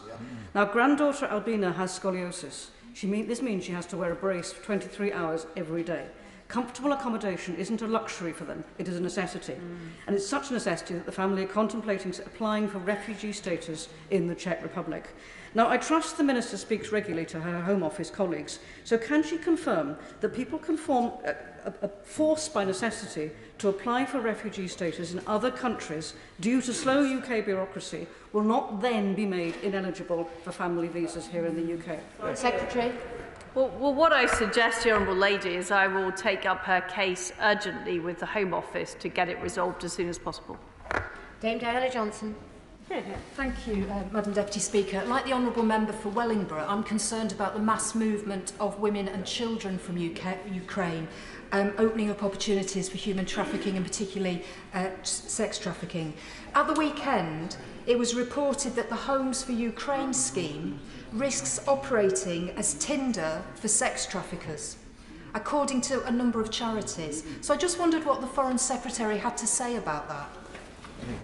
Foreign Secretary. Well, there are criminal justice checks done on all of those participating in the Homes for Ukraine scheme to make sure there is proper safeguarding. I do agree with the Honourable Lady about the very concerning issue of human trafficking at the border.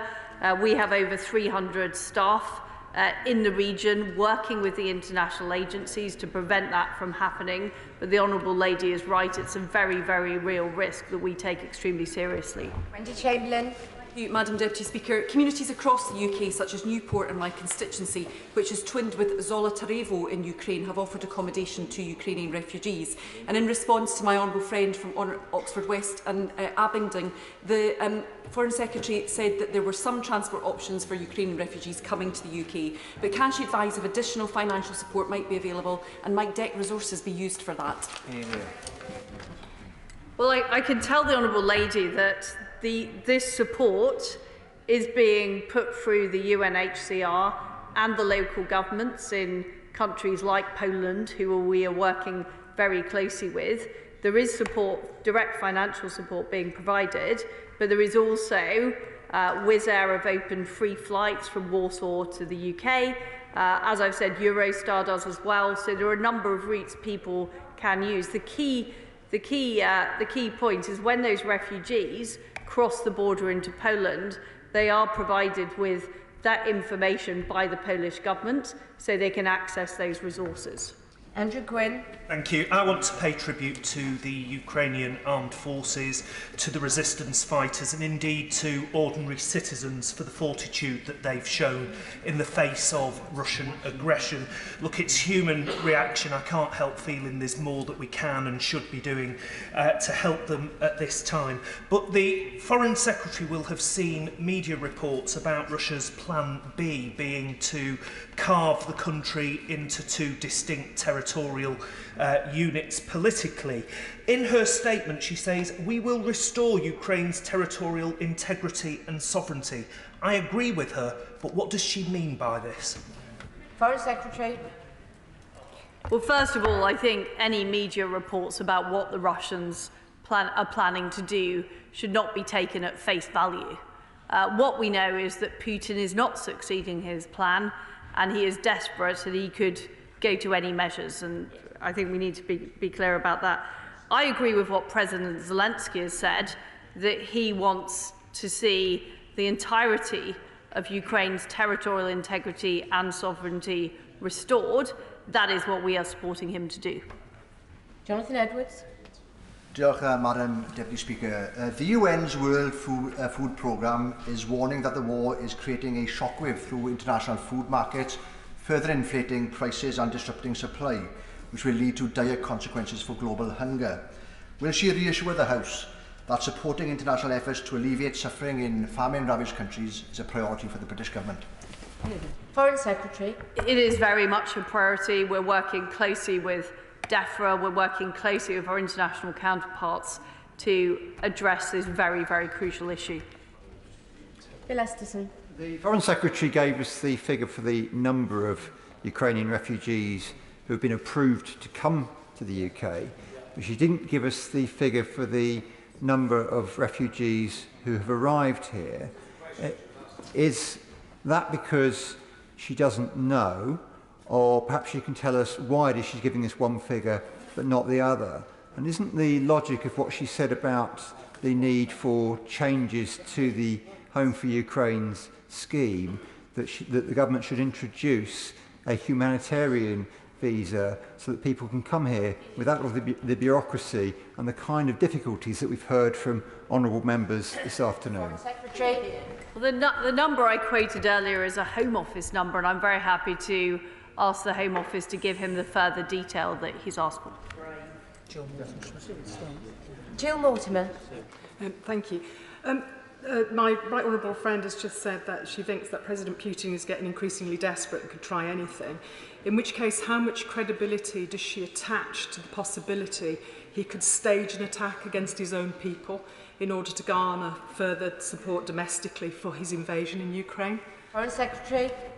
Well, I'm afraid to say what we have seen from President Putin is an attempt to create all kinds of false flag operations, and the UK has been working with the United States to highlight intelligence we have that demonstrates what his playbook is, and that has, we've done that on his claims of a chemical weapon attack. We've done it on his attempts to establish a puppet regime, and we'll continue to call out his appalling activities.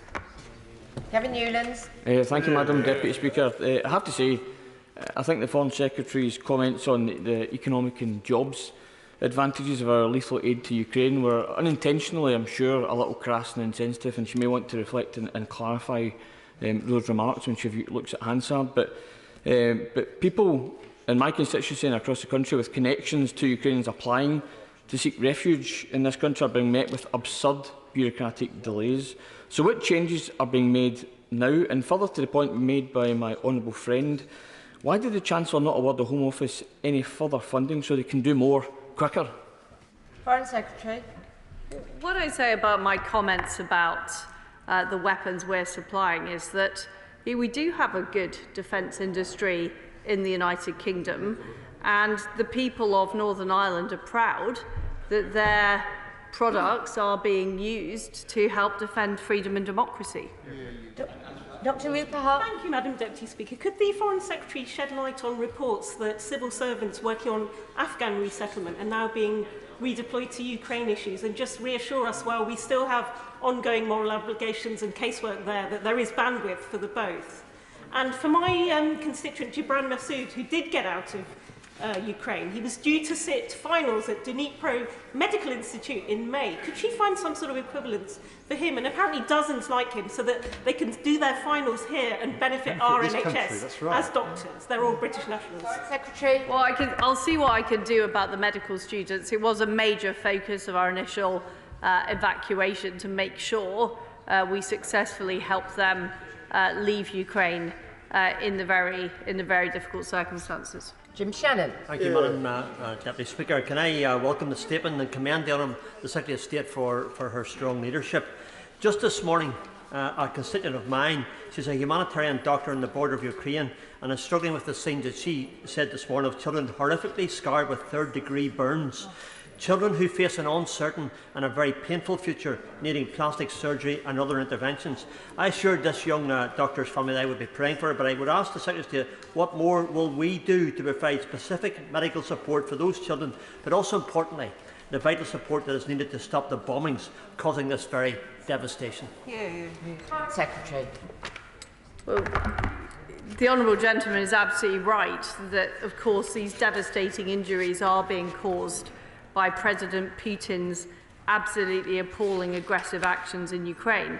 We are helping people with medical emergencies. We are flying people into the United Kingdom to get treated for some of these horrific injuries. I thank the Foreign Secretary for her statement. Point of order, Chris Clarkson. Thank you, Madam Deputy Speaker. By convention, when one member is campaigning in another seat, it's considered courtesy to notify that member in advance. I'm aware that the Deputy Leader of the Labour Party, the Right Honourable Member for Ashton-under-Lyne, who I have notified in advance, was campaigning in my seat on Saturday, but of course no such courtesy was extended. Now, while that's far from the most egregious discourtesy she's paid me in this place, could I ask your guidance on what can be done to make sure that senior members in particular observe basic courtesy when dealing with other members? Well, I'm grateful for the honourable member giving notice of his point of order and clarifying that he has notified the honourable lady of his intention to raise this. I can only reiterate that, as the Rules of Behaviour document makes clear, members should notify colleagues whenever they intend to visit their constituency, except on purely private visits. All reasonable efforts should be taken to notify colleagues in such circumstances, and failure to do